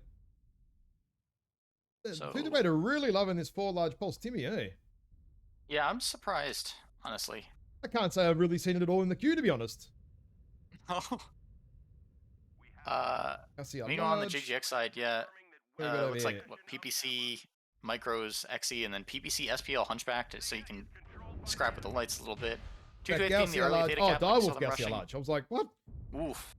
Very big boy. Some hits on Naveed there across the What we got over top, here? as looks like he and Bearclaw are trying to deny across the top there. Okay, so Gonna we be got Kraz risky, working and I the think pack here. We got sorry, wow. exit with peeps. Yeah, I see now. Yep. So 228 going for the full cap on Theta, saying we don't want to worry about this ever again. Yep. And I guess they're gonna That's a go good spread to call. the 4 wins now and grab Sig Eps because they need to.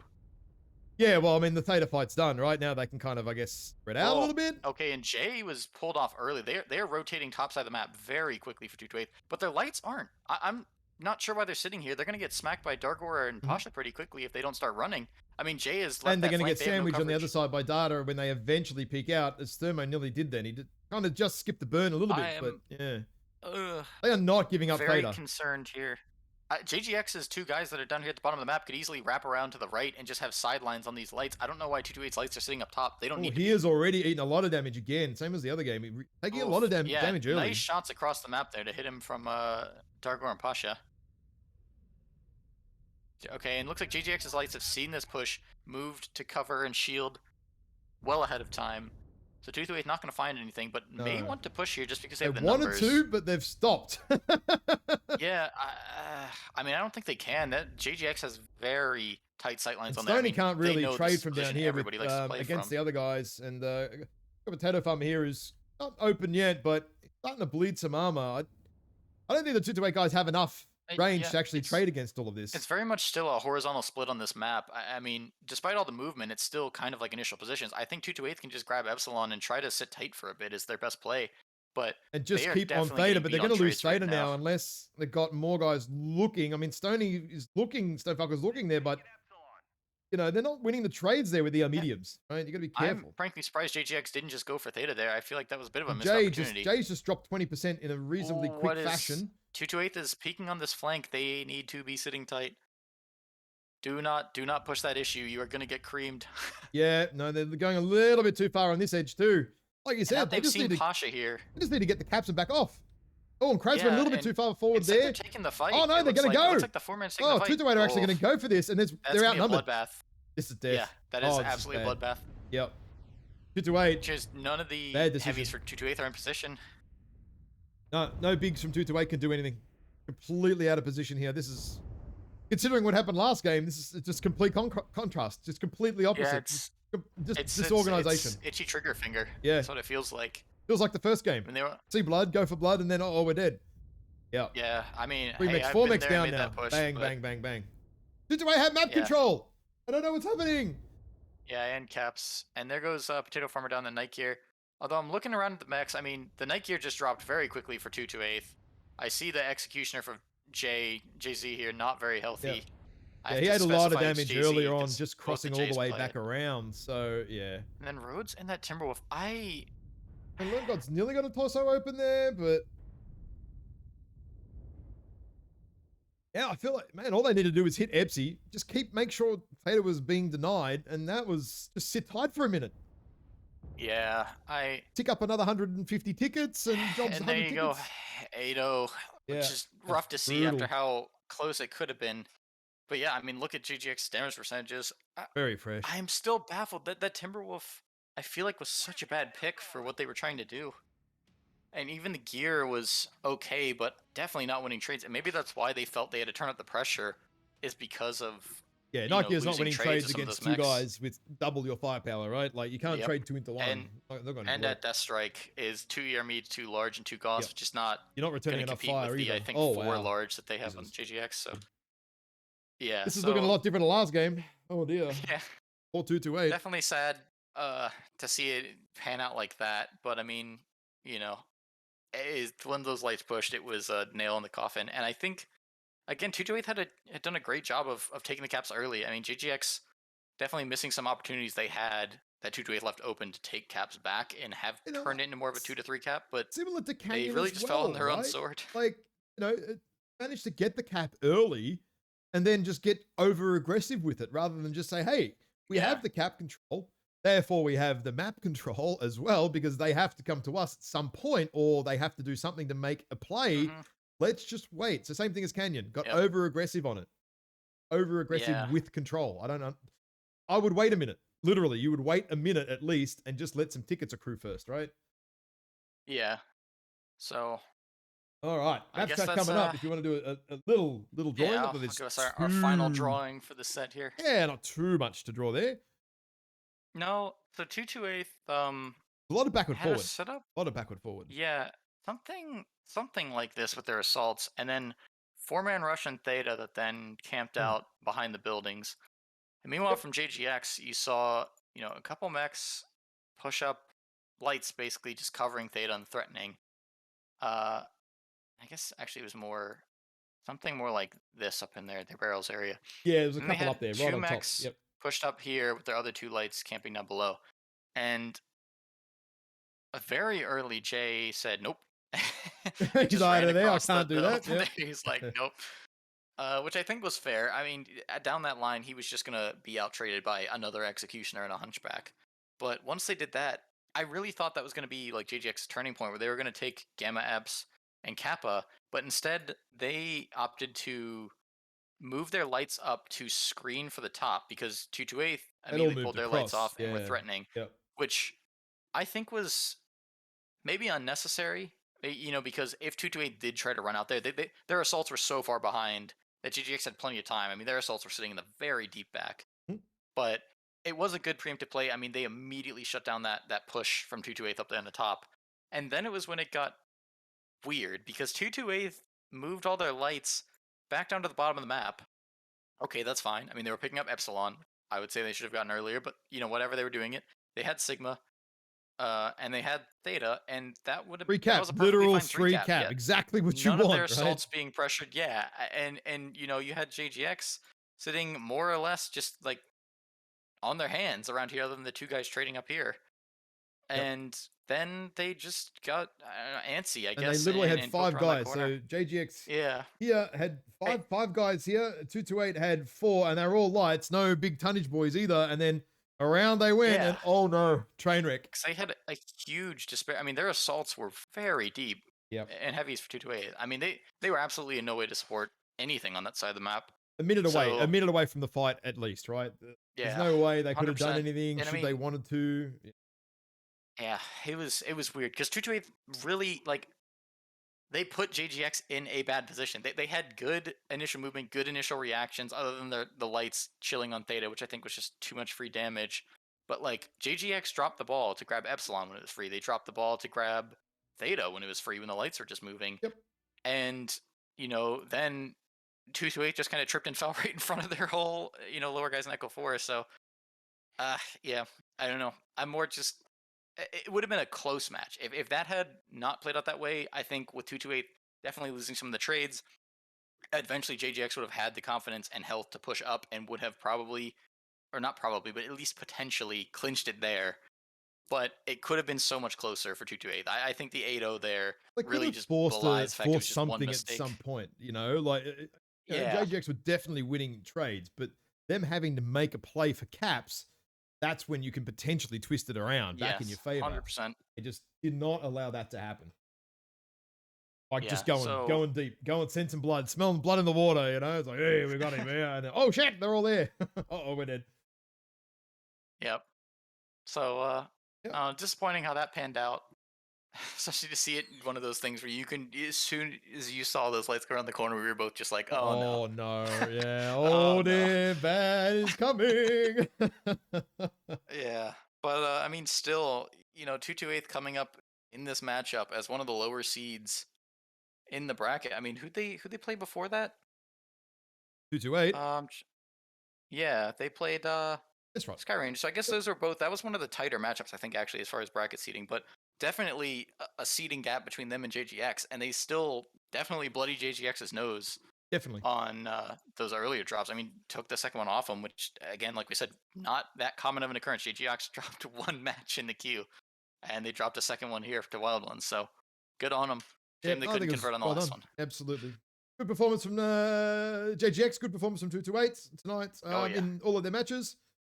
And well, that brings us to the end of the cast for today. There are more matches coming in, I think, three hours, just under 2.5 hours, I 2.5, believe. It's here. I can look at the bracket. So something we have like that. Clan Crossfire versus DPS. That's happening at 9 p.m. Eastern, or was that 1 UTC? I think. Something like that. Yep. 100 UTC. So yeah, that one will be happening in 2.5 hours, and then my match for loot will be versus the winner of that one in heavy quotes 45 minutes Yeah, later. 45 minutes. I think that one will actually go to a 3-matcher, so I don't think that is going to be 45 minutes, to be terribly honest. Yeah, so both those matches hopefully pretty exciting.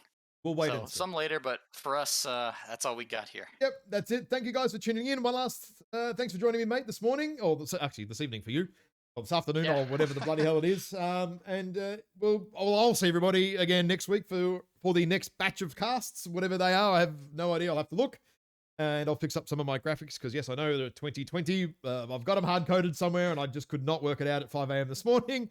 But that's okay. We will see you guys all next week. And thank you very much for tuning in. And yes, 2.5 hours. Yep. We'll be back. So hit that follow button, get the notifications. See you then, guys.